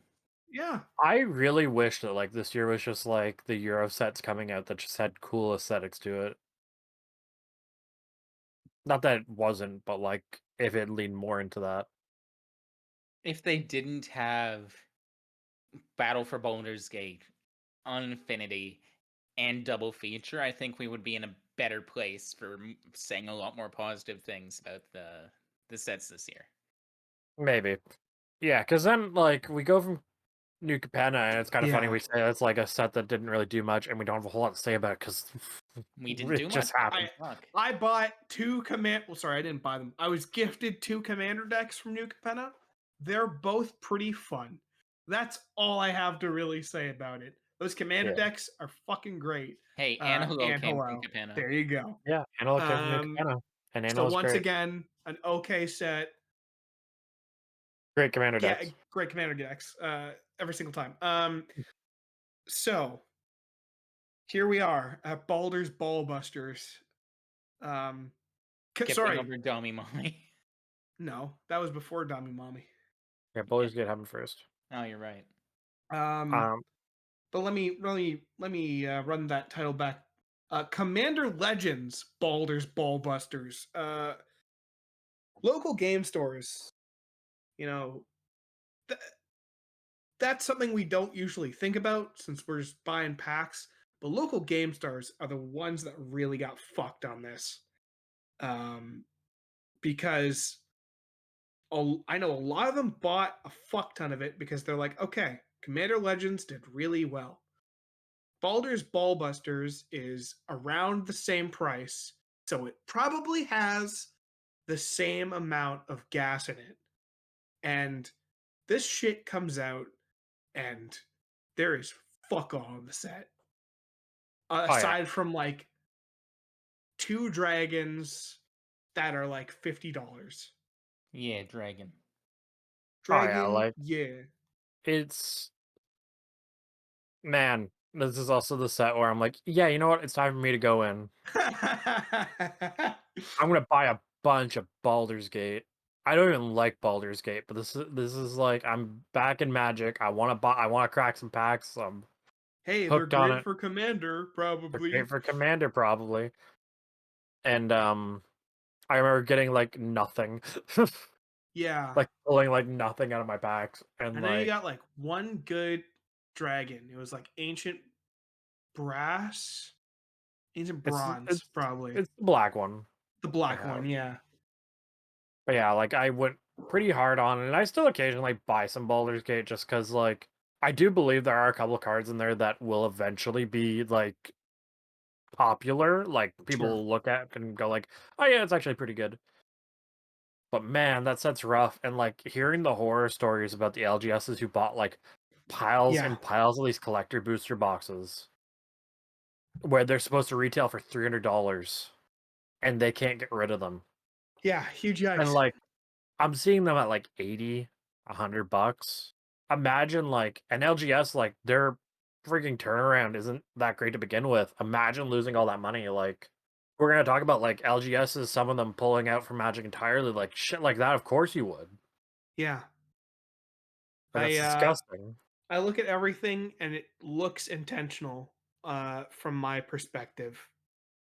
Wizards needed to push their shitty product, and the design team thought Baldur's Gate, and the marketing team thought, how do we really push this? AFR didn't do that great. Well, slap on Commander Legends. Everyone loves Commander Legends. And so, inevitably, LGS has got seriously fucked. And now it looks like that's just what they love doing for products that are not that great. Honestly, Ballbusters wouldn't even be that bad if they just lowered the fucking price on those boosters Oh yeah, to if it like had been something cheaper, actually kind of reasonable. But it was like basically almost double the price of a booster, if I remember correctly. Like oh yeah, and like shit was way overpriced. it was totally sabotaged by the next set, which is just Dull Masters, which came out Yeah, like what, like weeks later? it Like feels 3 weeks. like it. Yeah, yeah. I know it was 3 weeks. Like, and that has all the stuff you would want in Commander Legends. Everything. Oh God, which fucking card was it? Oh, Dockside Extortionist. Yeah. Dockside Extortionist is a card that has never been reprinted in Commander. It's only been in some stupid fucking Commander deck. Everybody wanted it, and it's like pretty clear that it was supposed to be in Baldur's Gate, and they fucking moved it. Um, I don't know. Shit's slimy. Yeah. And this is where Wizards started their big fuck up train of the year. Yeah, By Of the year, putting yeah. rares and mythics destined for double masters into the rare slot for Baldur's Gate. And that's what probably saved this set. Was that people were chasing those rares 3 weeks before they were supposed to come out. oh yeah, with the collector boosters. And they Yeah. fucked up. Yeah. Oh yeah. It's like, man, They're not Wizards even on was the same strong. sheet. It had to have been intentional. I don't know about that. Why would the mythics and rares from Double Masters, be on the Baldur's Gate sheets, unless Wizards wanted to Incompetence. do some stupid shit, and it's like, oh, no one's gonna buy our sets. Let's do this thing, and then like people will buy them for the set that's coming out in a couple weeks. Sheer incompetence. That's my theory. I'm gonna be honest with you. Yeah, there's a level of incompetence going on. Like, not to say that Wizards wasn't dropping the ball already, and Yeah. like we're gonna get to the crescendo of the freaking song, but like the freaking build has been long going, and we kind of like get back into the game just as we're starting to like we're building towards the core, like the freaking like peak of the song, Yeah. and like kind of like not realizing we're in like this everything's about to hit the fan in this Yeah. massive game. We're just like, oh yeah, this is cool. If this year were the song "Sweet Caroline," like Double Masters, Dominaria United is right Touching before the me, gunshot. Yeah, it's Right before right. touching the you. It's right yeah before the Sweet Carolines. with the gunfire, yeah. Yeah. 'Cause that's how I feel. It's true. Yeah, It's fucking true though. yeah, because like, don't get me wrong, I don't like collector boosters. I don't like statements that have existed for years that I didn't know about when I was getting back into the game. Like, oh yeah, this product isn't for you. I hate Uh, stuff like that. It pisses me off to yeah, no it end. does. But man, it just hit that next level around like I'm gonna say like around Baldur's Gate, like it starts, and Yeah. then we hit Well, we hit Double Masters, which is, Double Masters. you know, Meanwhile, there's like secret layers coming out the wazoo. oh god, like 12 every month. Like it's ridiculous, and I they're gotta, expensive, and yeah. there are some Uh, exceptions where it's all right, but a lot of them are just freaking dog I, water. I Why in the always, ever-loving fuck was the Cancer sign Secret Lair Astrology Land, which is a crab, a plains? Why was it not a fucking island? It's a crab. Crabs do not live on the plains. They live on the beach. Give me an island. pretty good. It's actually a pretty good point there, actually, yeah. I've bought a couple secret layers. It's part of the reason why I buy less product in general because Wizards has forced me to pick and choose where I want to throw my money around. Um, but Wizards has kind of gotten, I don't know if it's even smart. I don't know if it's, I can actually call it smart or slimy. Now every single secret layer that comes out doesn't have, like, the card's value just barely touches how much I would pay for all these cards individually. Well, it's because they've cornered the secondary market at this point. They are the primary secondary market. Yeah. There's this, that's that's the weird situation we get into now is like Wizards doesn't just want to be providing you the cards. They want to also kill the people that sell those singles to you, and they also want to kill the people that want to sell copies of those cards to you for a way lesser price. Oh yeah, And it's we're kind of scary, but again, we're getting there. we're getting there. The So yeah, Yeah, just like the low, like just a combination of error, like not even errors. This is a lot of it's intentional. Trying yeah, to get people to keep buying more product, keep going because like every set's gonna have at least one card that yeah. you need In to an freaking alternate get, art, yeah, or in an alternate. And like you know what, I like alternate arts. I think like that is the right way to do a valuable card. Like have a cheaper version that is like I can play anyone yeah, can play it, and then accessible, yeah, have the expensive ridiculous ultra foil with like rainbows and it turns into a freaking tube because it Pringles so bad version of it. Like have the ridiculous stuff. Just yeah. have it as an aside. Have it as like the have it as like the bonus feature on the DVD that is Magic the Gathering, Like, so that way, like, people can still get the full experience of a deck without having to blow like $500 on a standard deck. Like, I it's don't, ridiculous. I'd love for that to be a thing, but that just does rely on this secondary market, unfortunately.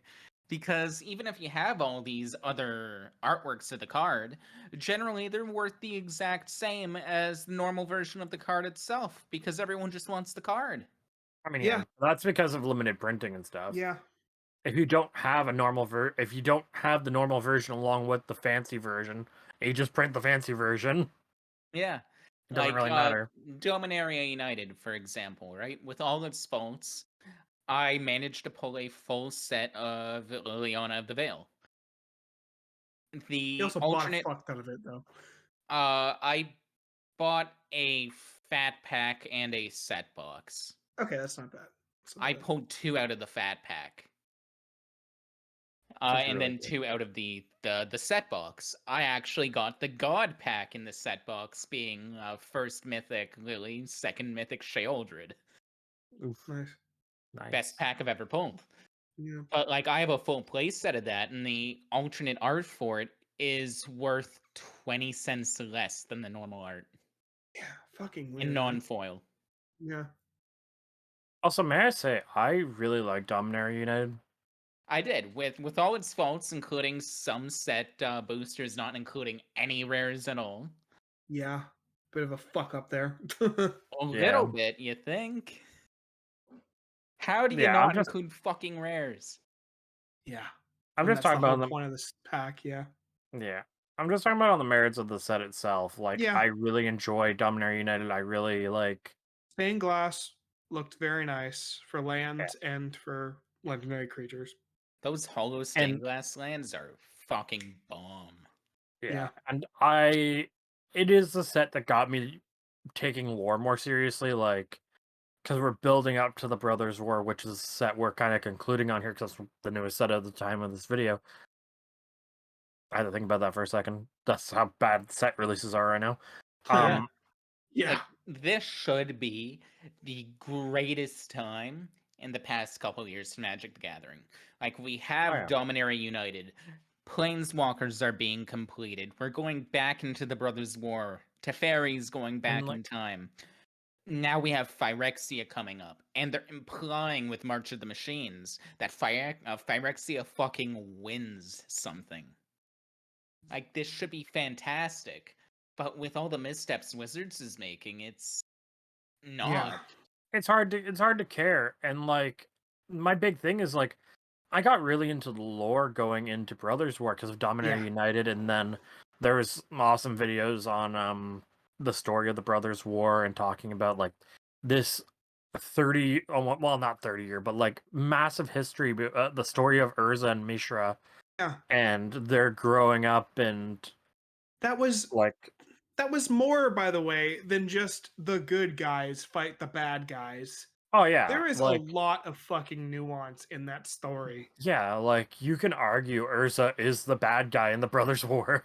Yeah. Ursa is a huge prick douchebag, but Mishra did sleep with his wife, so Yeah, Mishra did piss on Urza's His wife. piss on his wife.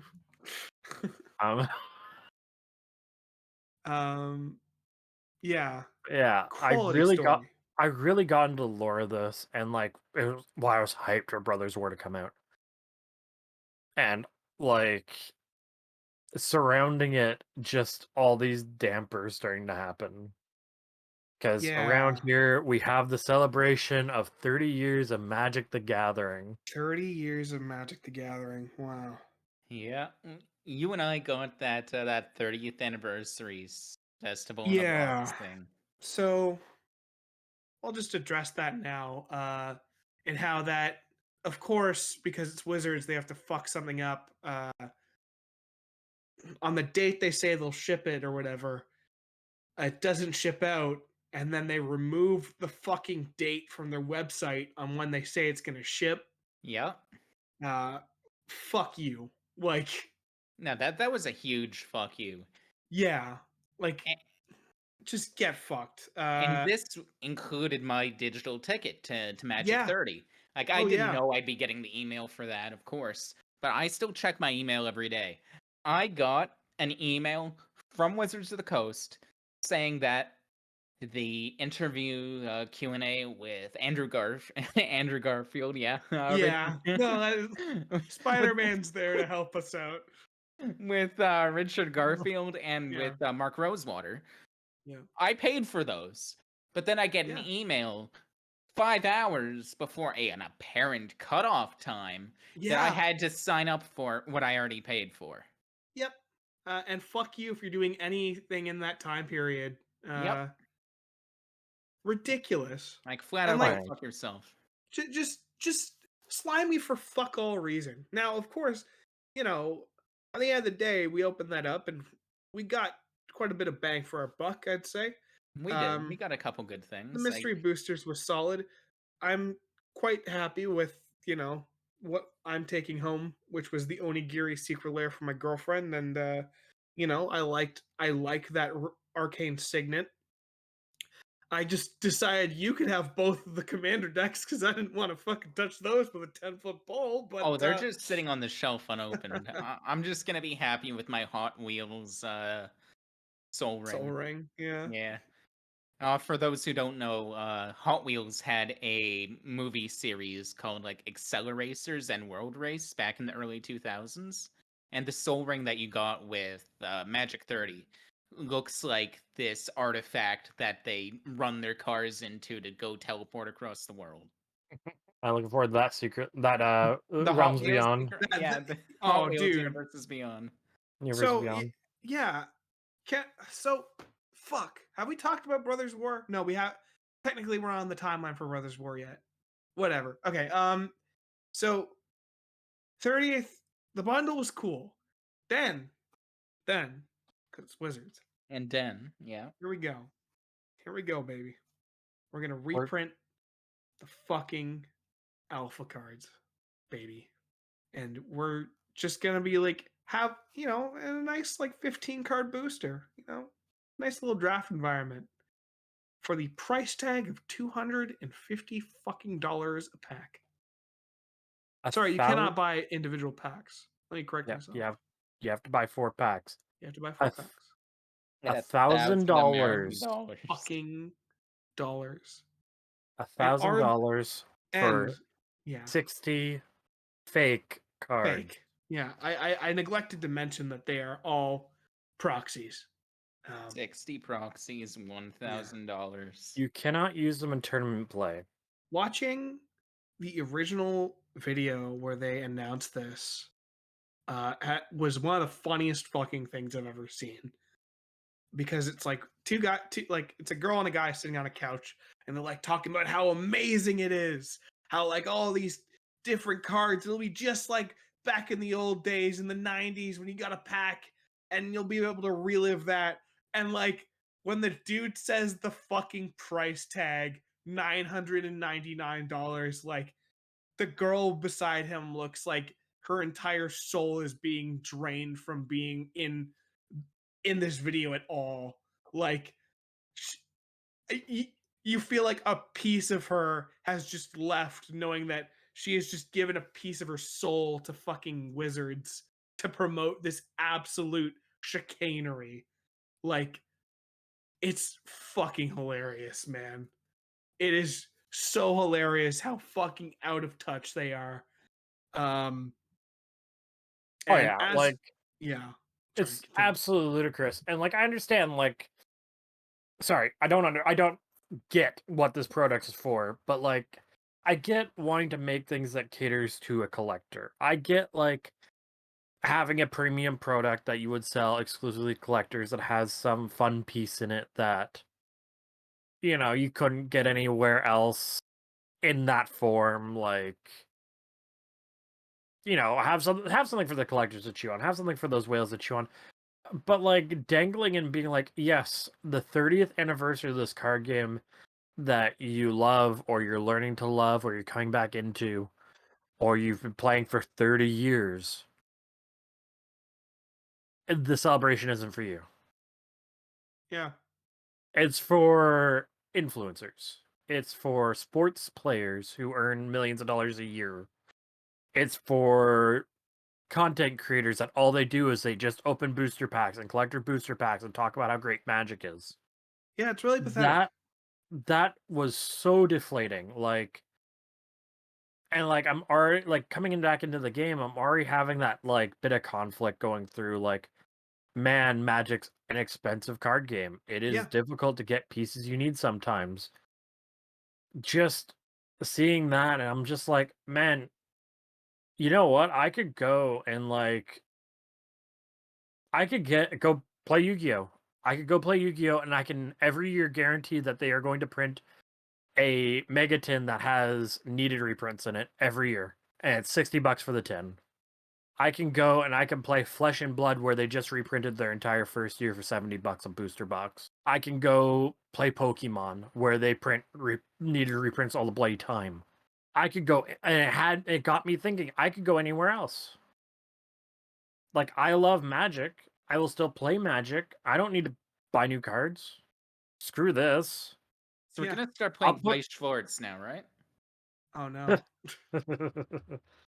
maybe. Huh. I know. I play my SSR Kamina in defense position. I mean, low key, I kind of want to pick up one of the Rent a Girlfriend decks, but like, just to own it. I don't know, just like, just if there's just in case we ever have some kind of bit where for fuck knows why on this channel we're all playing Wise Shores. I want it to be known that Kaznarious brought his Rent a Girlfriend deck to that episode. Yeah. Oh, And don't have that worry. Rin can go out to the game store now because the Dragon Maid box is just dropped. I Oh, saw that just yeah. came out. Yeah. I do love that series. The but like that feeling of deflation, almost like defeat, and going from like frustrated when Wizards does something dumb or tone deaf to just it changed to like, and like I saw it in the community. It went from like frustration and just being upset, like just being sad.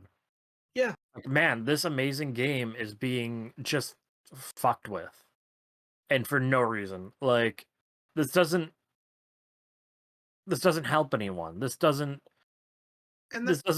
create joy. This isn't like a way to play this game. This is just something for investors to put up on a shelf and try and flip later. And nothing else. And I've never seen a company release a product that is so tone deaf in my entire life. When people are like, "Man, I can't afford this. People are starting to leave the game because I can't afford it. Let's release Yeah. $1,000 for 60 fake cards." And those are the cards that people have been wishing that Wizards would reprint since the early 2000s, because back in like 1994, they upset some people who wanted to make money off of a trading card game. Yeah. Yeah, and the sad part is on top of all this is that that this is the first skip on the stone skipping through the water, right? Oh yeah. Like it goes from this to like shit that we can't even imagine right now. Oh yeah, like Fuck it. The next set you can only buy in collector boosters.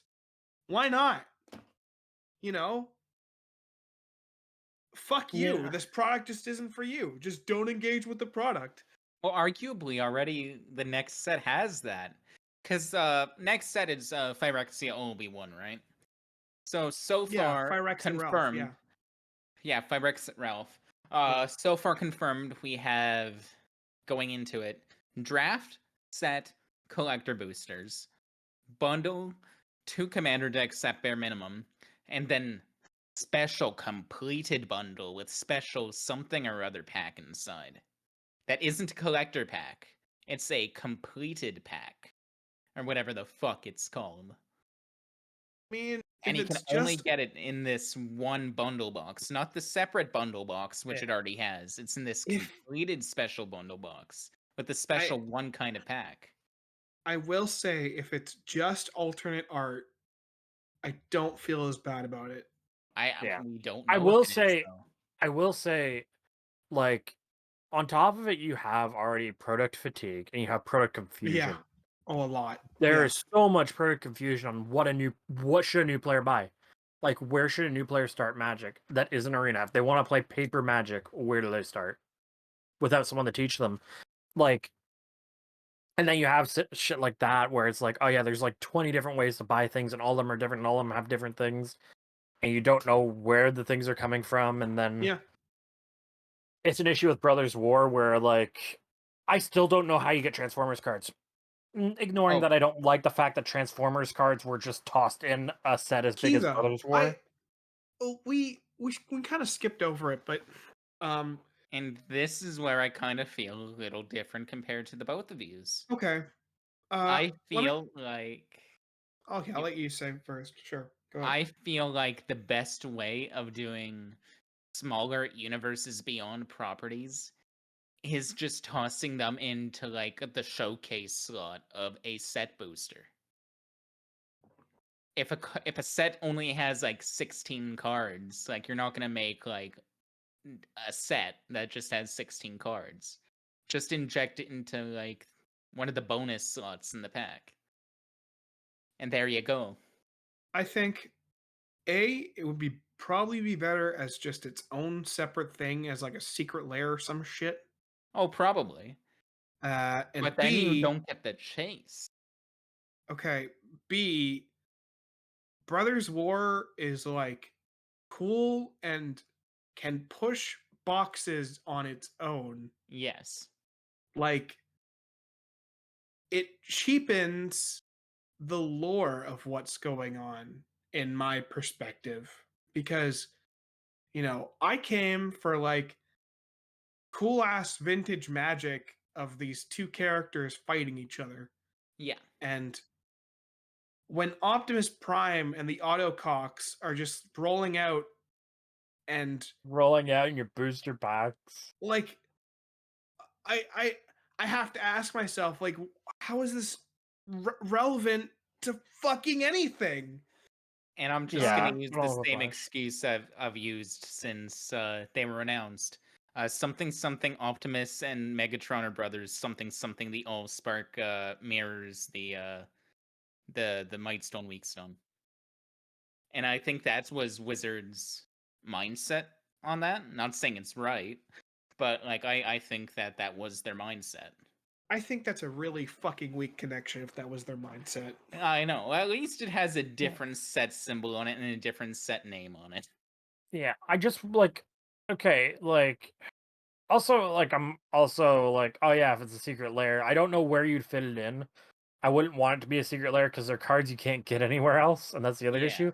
I Okay, think fair Wizards enough, yeah. already knocked it out of the park when they did Ikoria. Right. I was about to say that. Yeah. Like Ikoria did it those right. Godzilla cards are good. You have Godzilla cards, but they're just skins on other cards, Yes. and they're Yep. easily available. I have in my Cyrix deck. I have a Godzilla card because it was $2 instead of like $1.50 for the regular version. Like, I'm Yeah. like, oh yeah, this is sick. I'll just toss it in my deck. Like, having that readily available, and everyone knows that there's Godzilla cards, and it's Yeah. like you got it as a box topper. So when the set came out, there's the chase. You had a reason to buy the box instead of having it be randomly in the booster pack. They also are randomly in the booster pack. Are they? Yeah. Yeah. They are. You It's were just, I guaranteed don't a know. I'll be certain dead. like 8 on the box topper, but inside the booster packs you can also get them. I'll be dipped. And Huh. it's the same with the Transformers cards, but I don't know, they're relatively rare, I think. Yeah, it's rare to get them as a box topper from what I heard. But you're guaranteed one in the bundle, and you can get them in set and collector boosters.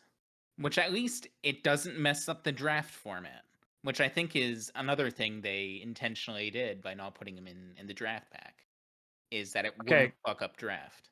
but the thing is that I know people who are at pre-release who are like, I hope I get Transformers in my draft boosters. Well, those people are big dumb dumb idiot dumb dumbs, so I don't use the wrong word there,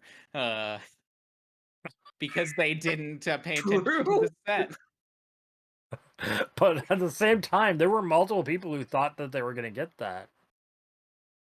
Like, it clearly was not communicated properly, and I would still argue maybe, you know what?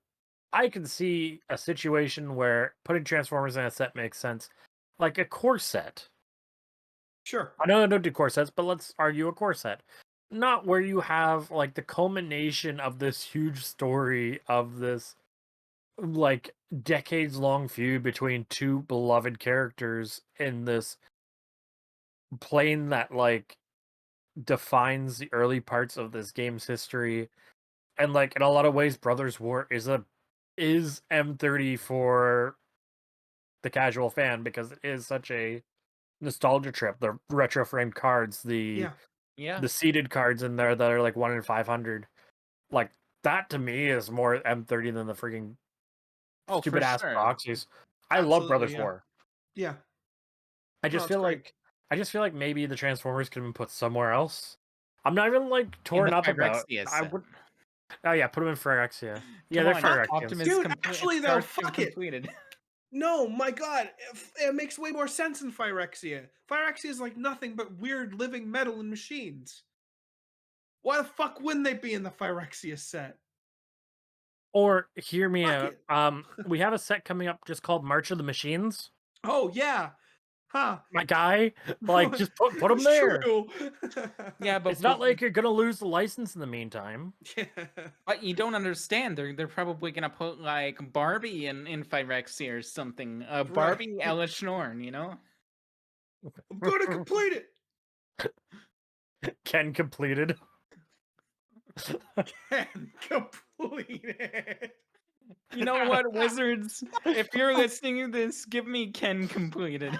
All I'm imagining is like the Toy Story scene where like Sid is sticking the doll's head on the fucking robot spider.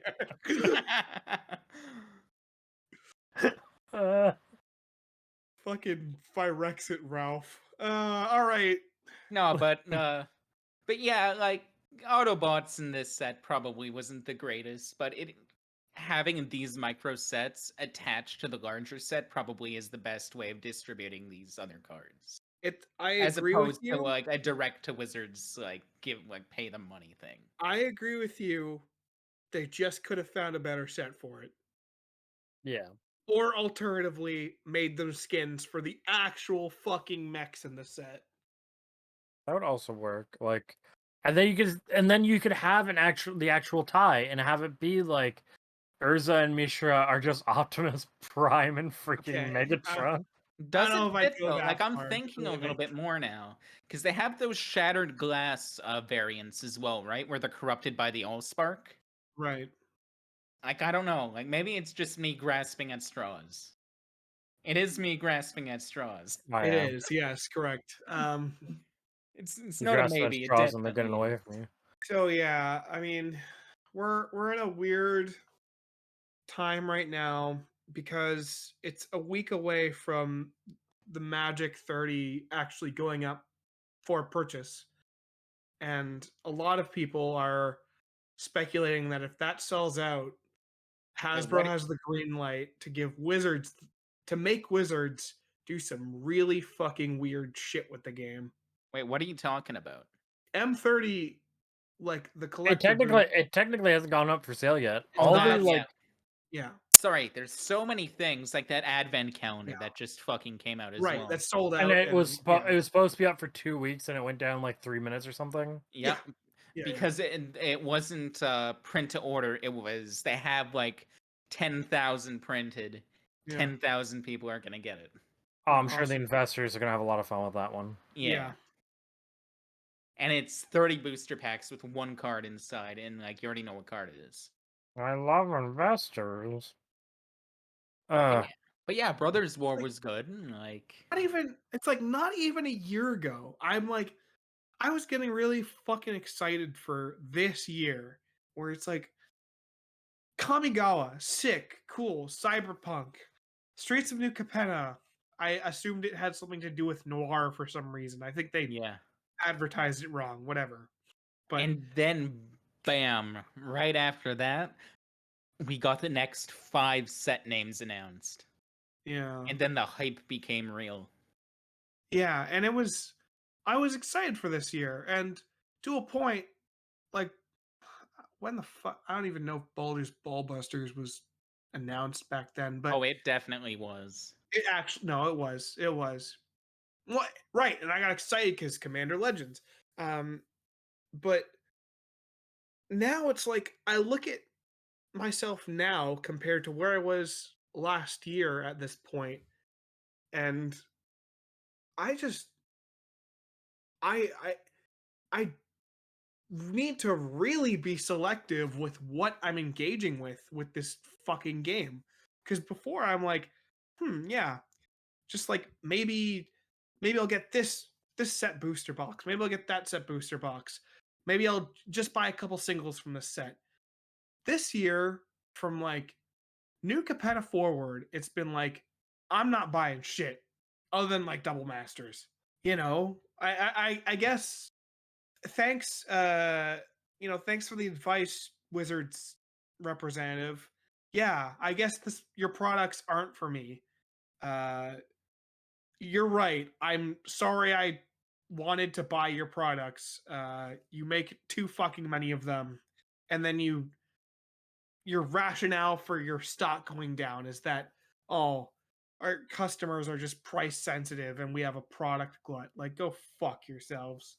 And the unfortunate part is, like, their stock going down only means that this, like, Hasbro is going to be like, where's the money? And weirder shit's going to happen with this game. So Oh, next year's gonna be even worse. Like, I thought this I'm, year was bad yeah, for the amount of sets and product glut, but because Wizards is on a 2-year average, like, dev time for a set, all these sets that are coming out have been in development for a year and a half. yeah. Like, at bare minimum, things won't get better until 2024. The two things I'm looking forward to next year are Lord of the Rings and Phyrexia, and I'll probably buy a bunch of whatever the fuck Final Fantasy ends up being for Universes Beyond, because I love Final Fantasy. But and Final Fantasy is an actual, like, Universes Beyond property that kind of makes sense in Magic because it's still very medieval. It's still very high fantasy. Um, but I'm excited for Lord of the Rings. Lord of the Rings, yeah, Lord of the Rings is gonna be the GOAT. I yeah, am gonna buy a lot. Despite all like the negative stuff we have to say, we still do want to buy product. yeah, The issue is that every time something like a M30 happens, like we reevaluate more and more. I notice. yeah. I Like, noticed like you decided like, hey, I was gonna buy a box of Brothers War and you yep, canceled that pre-order. I canceled that pre-order because that was right before Transformers, and I'm like, oh, I don't really want Transformers cards. I want cool Brothers War cards. I don't really want any of these. And then it's just like, oh, all this bullshit came out, and actually, like, oh god, there's like a bunch of like weird shit. Like, oh hey, yeah, these serialized cards that are like 1 in 500, a fuck ton of them are just misprinted. Like, they can't even get their cool variant right. Like, the card stock and the card quality on the ink is just, it's going fucking downhill on top of everything else. Um But I thought the card stock in Commander Legends was bad.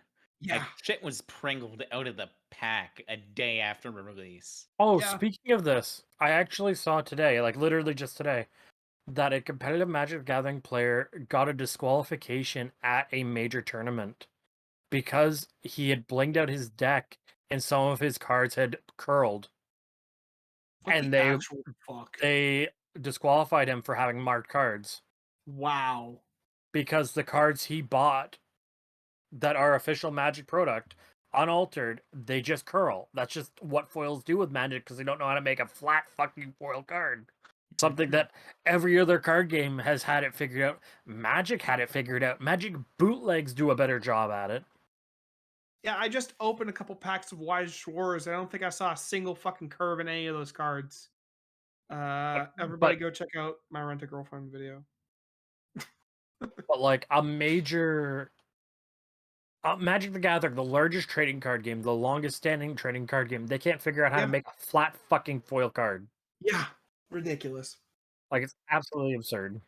I mean, yeah, and when you really get down to it, like, we're still gonna play Commander. We still love this game, but it's just a weird time, and it's kind of scary seeing what's gonna happen with this game because man, uh, they're doing all this fucking weird shit now. Like just today or just yesterday, it started coming out that they're cease and desisting proxy sites. They just killed Card Conjurer, which I used like last month to use it to make a couple tokens. Like I Oh don't yeah, even. like It's unfathomable. Like pick a new low for them to go to. In the next year or two, they'll probably just get there. It's an even lower gut punch because just last month when they announced the bullshit that is Magic 30, Yeah. they said that every Magic card is a real card. Yeah. Every Magic card is a real card. That was Yeah. them de facto saying all proxying is okay. Yeah. Nobody had problems with that.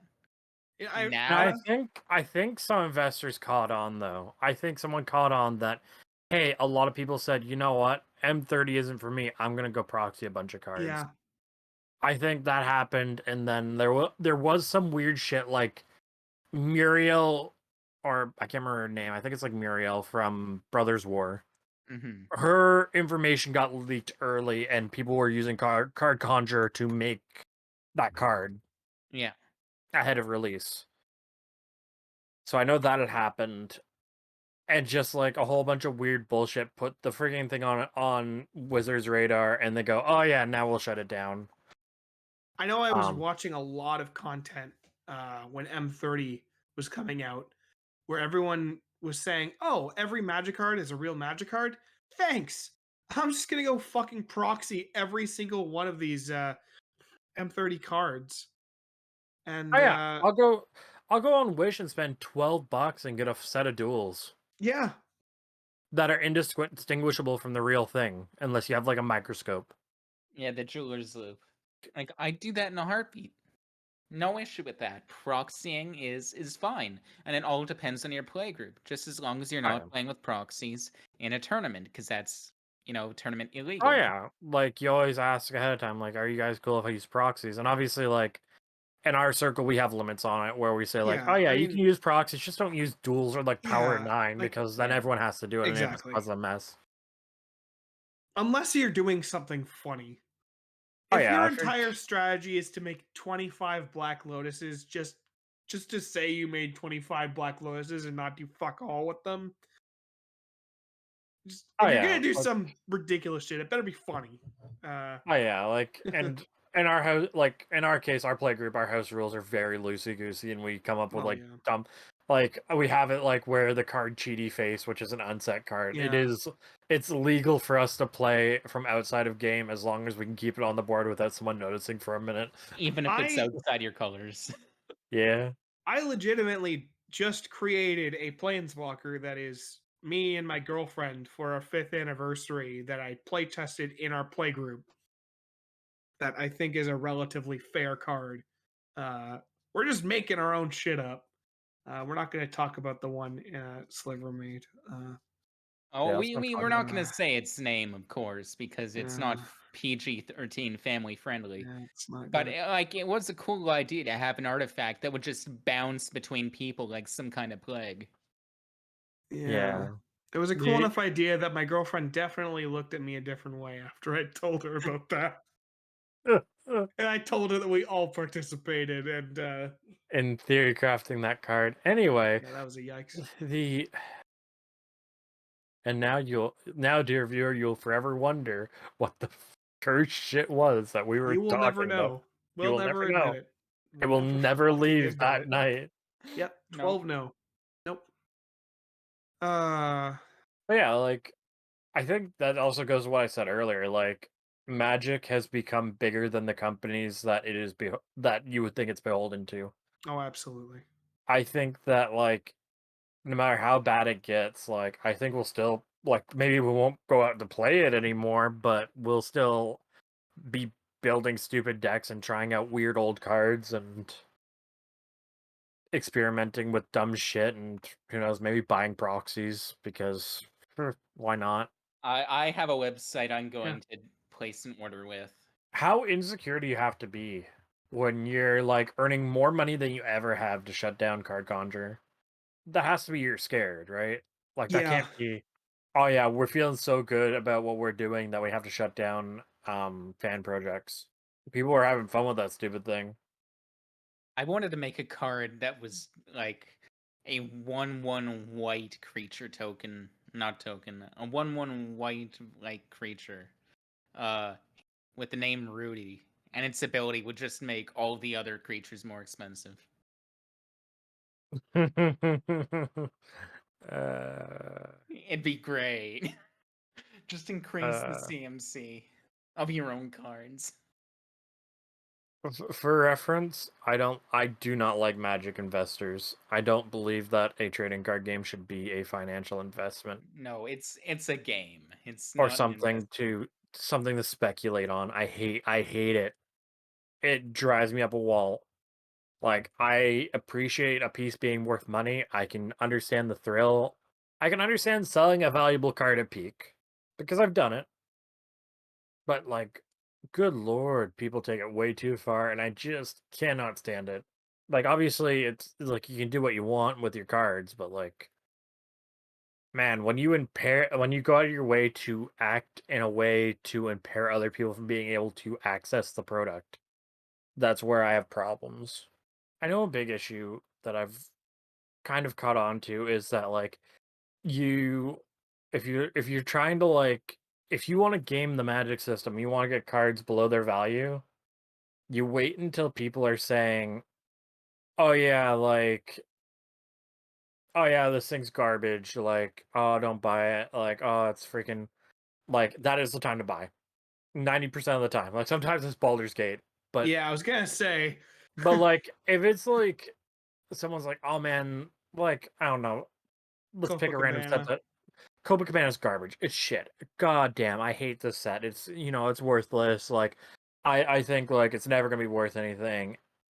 That is the time to buy Copacabana because like a year later they're gonna be like, oh man, it's time to buy, and it's when it's already been inflated.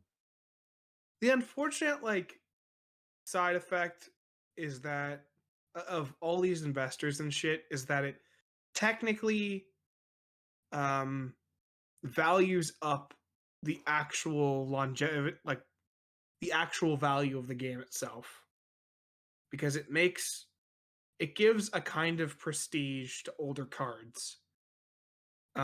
Obviously, as a player, like that does not benefit me. Uh, I get nothing from that side of it, and I would love to have access to every single card, of course, at a cheap price. Um, but I also have to understand that in that dream scenario, that means that Hasbro and Wizards are probably in dire straits, and I don't know, the actual health of the game is in a really weird spot. I'm Um, gonna I am going to have to fundamentally disagree. I believe that the legacy of a card is not tied to its financial value or it I being difficult to access. see. I think, Reserve never should have been a thing in the first place. but I think we're currently seeing like the tremors of that though, because we have Alpha, which is this magical thing, and all these cards are like super expensive. M30 comes out and it's like, oh hey, we're gonna reprint all these fucking cards, and completely, go back on all the times we said we'd never reprint them even as proxies, and all of a sudden, all the original or revised duels, rather, I don't know prices of original, but all the revised duels are like they're going down by hundreds of dollars, Good. Well, that's which is fantastic. But like, great for me. But also, what's going down is Hasbro's fucking stock. but look at Like, any other holy card fuck! game compared to Magic the Gathering. The original printing will always hold its value because it's the original printing. Look at like base set Charizard. That didn't go down when Evolutions Charizard came out I, because that was original Charizard. This is reprint Charizard. They're I, two different things. I understand that the original is always going to hold its value. However, when a company does something like this, investors look at that and the general weird, dumb populace looks at that, and what inevitably happens is that it creates this narrative that Magic is devaluing their prestigious, like the prestigious big cards, and consequently, Hasbro stock is taking a fucking nosedive right now. Like that is undeniable. That is what's happening. It is deniable. That's not what's happening. Hasbro stock is dipping, but it's not because they're. And it has something to do with M30. It doesn't have shit to do with the fact that there's duels in it. It has the fact to do with they released a tone deaf product. They have a glut of product that is unsellable, that's filling up shelves, and Amazon's trying to dump off booster boxes of for $70. That confuses the general populace. They're shotgunning their biggest brand because everything else Hasbro has right now is losing money. And the Bank of America is looking at it and going, hey, like, why, like, this is a mess. You are flooding the market with product because people are buying it, but eventually people run out of money or they stop caring. It has nothing to do with the fact that there's some dual lands in M30. If M30 was $5 a pack and it had dualies in it, those old dualies would still be worth a bunch of money. Frankly, I think the reserve list is a crock of shit, and a lot of Agreed. people share that sentiment. I think like creating reprints of these cards isn't going to like fuck the long term of the game. I firmly am of the opinion as long as it's like done right. Don't like the last thing I want to see is like Wizards announce like, oh yeah, we're reprinting like revised list cards, but it'll be $2,000 for 4-pack Yeah. because the real deal this time. That's where I'd have a problem. What If they goes made my those, Ah, if they made those like dual lands and Black Lotus proxies a $5 pack, I think people would be ecstatic right now. I'd say Let me go 5 is a little draft it. too cheap. Yeah. Like, give it like a Yeah, but $7 price tag, make it like a premium pack. There you go. That would sell like some, fucking some hotcakes. something I can go and draft. Yeah. Something I can go and draft and like experience the first year of Magic the Gathering and like have this amazing experience, one of a kind, bring the series back to its roots, like feel good experience. And like even if it was proxies, it wouldn't really matter at that point. No, it wouldn't. Like, It would be at but a like reasonable price point that people who play Magic could celebrate the 30th anniversary of Magic. I am very firmly of the opinion like reprinting those old cards, like they'll retain their value. The investors will get burned short term, but long term, it won't really change anything in that regard. Like it'll just be there's other printings of this card now. Most likely they would be in the new frame, or maybe they do retro frame, but it would be different still. It's not the same as it used to be. Yeah. I think very firmly, like M30's flaw isn't the product that's in the box; it's the price they're charging for it. I can agree with that. Yeah. Certainly. But I'd buy M30, like the box of 4 packs for $30. I'd have no problem doing that. I will say I think we'll have to just agree to disagree because I I do agree with you that yeah, their stock tanking is also a lot of other shit. But I do still believe that part of that is M30. Um but I'm not saying M30 isn't. I'm saying that it's not. It's the price of the product and how tone deaf it is, and how the community backlash on that product less than what's in the box. Like the fact that there's dualies in there has nothing to do with Hasbro stock. all I can think of is the fucking commercial. Oh, yeah. Just it's $999. Just we'll have these on sale for 909. Just say 1,000. Say 1,000, you fucking cowards! $999. Fuck you! I know it's $1,000. But $999.99 Fuck sounds you! a lot better. $1,000.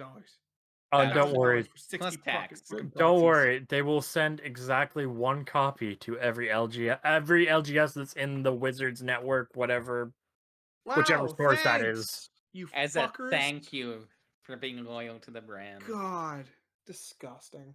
They need to like that. If I was an LGS, I'd take that as a slap in the fucking face. High key. High key. And like, no wonder a lot of stores are cutting Magic. Like, dude, I would be fucking pissed. Like, between everything this year, like, I would not blame. Like, if our LGS was like, yeah, we're not doing Magic anymore. Like, it's way too stupid right now. I'll be like, All yeah, right. no, understandable. Do we have anything else to talk about?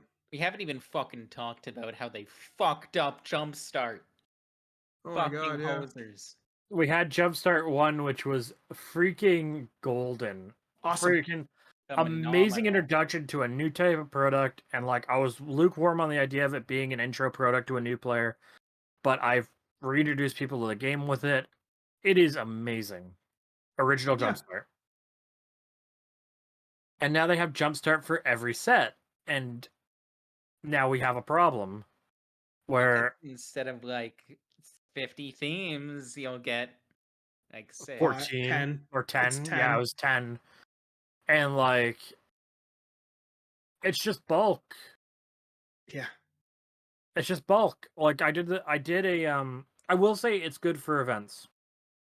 I will say, like, if you're trying to like bring new people into a store or something, I think Jumpstart isn't as maybe not an FNM, but like a Saturday or Sunday side event. I did one for Dominaria United just because I wanted to do more Dominaria United stuff. And I had a lot of fun with it. I think it's really fun in that capacity. And in that case, I can see it being very good. But like, if you just want to like play with friends and stuff, it is awful. And if you want value from it, it's not very good. And it's very overpriced for what it is. At least Yep. it got rid of theme boosters, I guess. Ugh. But On like, top of it, it's giving Jumpstart a bad name. Because on top like, of it, it's not enough packs to do an equal amount of jump starts with 2 people. nope, you're like 1 Yeah. pack down or something like that. Yep. 2. 2 You're packs 2 packs down. Again, it's Like, it's just so close to being a it's the decent Commander product. Legends problem. It's like, fuck you. Just slap Jumpstart on it. Yeah. On top of it, we have Jumpstart 22 coming out, which looks like it's gonna be fucking amazing. I know, right? Like, I was looking at the spoilers for that, and they have an Urza deck type, which is gonna just have like 2 of each Urza land in it, plus Karn from Dominaria United. That's sick. Like, holy shit, you're getting 6 Tron pieces. Christ. Like, that's awesome. Like, and I understand you can't do that for every freaking Jumpstart set, but you also shouldn't be doing Jumpstart for every set. Just have an internal Jumpstart every year or something Yeah. like that. Yeah. Like, we're getting a theme based around Kiki Jakey, and that's gonna be cool as fuck. Yeah. Dude, I love the monkey theme I saw. Oh, the one that gives The you banana tokens? Banana tokens. Banana tokens are gonna be overpowered. I'm calling Dude, I it love right it. now. Dude, I'm gonna be freaking building Monkey Commander. Anyway, yeah, People have like already like brainchilded that as the monkey on that card is the child of the monkeys that had sex on the uncard. Oh no. that's not even headcanon. That's probably just canon. It probably is just canon. Someone contact Wizards and find out for sure. Yeah. I will say though, joining into the Magic community, a lot of fun. Like, not just like LGS or doing FNMs and stuff. I think we've all grown an appreciation for the Magic the Circle Jerking subreddit. Powerful memes. Powerful memes to get me through the days. Like, it'll get us through the darkest of times in Magic. It's just the like powerful memes, or like some of the content creators are great around Magic. I mentioned the professor earlier, and like he is one of those content creators that can both like tug at you a little bit emotionally, or like have moments where he's totally unhinged, and I kind of really like that. I Yeah. really liked he had a video that was just like, should you buy arena wild cards? And he's just like his videos like he speaks for like 30 seconds, and then he just sits there for 14 minutes, like staring at the camera. There's so many good MTG content creators out there. Like MTG Remy is just like, The music, like yeah, get me the the song remixes. parodies. Like, Quality.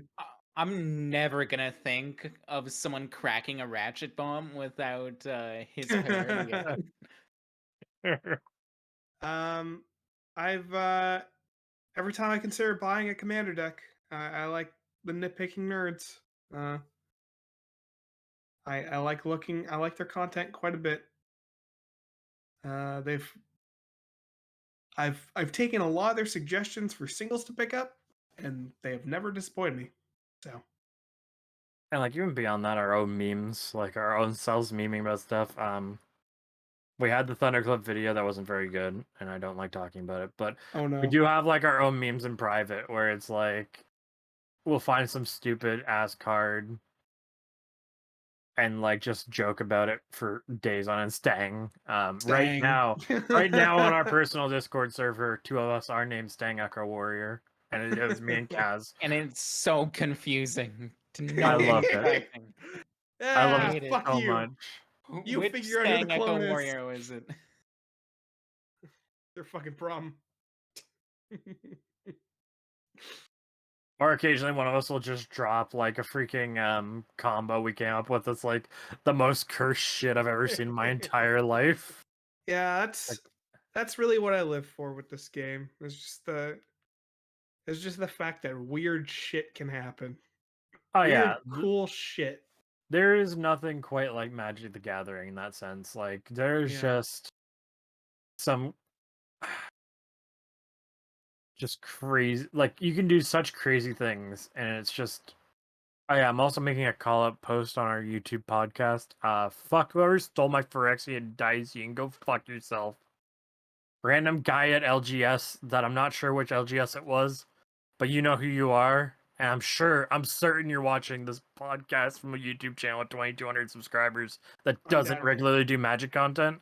Yeah, I would like my fucking Phyrexian dice back, you fucker. My favorite die, and I had it during FNM, and it was gone after, Damn, bro. and I haven't seen it since, and it makes me so mad. It'd make me mad too. Yeah. Whenever I use that dice, I'll be reminded of the fact that I got banned from our play circle because I got it with an infect deck that I used to play. Yeah. That was nasty. Now That was hear real me out. fucking nasty. Kaz, hear me out. Make a token deck, but then give all your tokens infect. Get Even kicked like out of the outside the range of like reasonability. Like the way I see it, like every commander game's got a fucking, end at some point. So like somebody comes at me on like turn fucking 58 and they just hit me with Triumph of the Hordes with all their shit. Like, yeah, okay. I'm dead. The game had to end. That's fine. I don't even get mad about shit like that. I get a little bit mad when it's like motherfuckers are really out here trying to win on like turn 2. Like, nah, A commander night, yeah, a I'm casual okay. commander night. You find your play circle. I'd rather not ever engage with a person like that. I have brought to you my power level 11 deck out of 10. Yeah. No thanks. I have Triumph of the Hordes in a deck actually. Gives everything trample and infect to the end of the turn. God fucking damn it. What? I've just been scrolling through Magic the Circle Jerking the past couple minutes and came upon this fucking gem. Urza's ruined ass. And What it's the just and it's just Boston cream donut.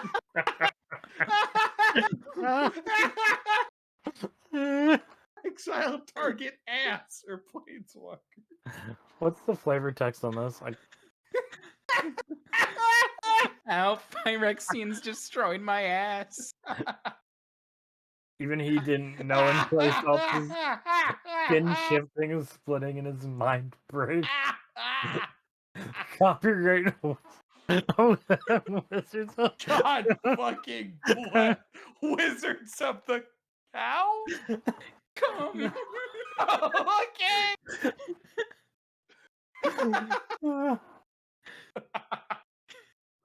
God bless this stupid fucking subreddit. It's amazing. At least we can say magic shitposting is in its golden age.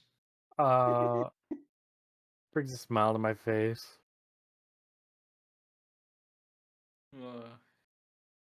Yeah, the memes are pretty on point.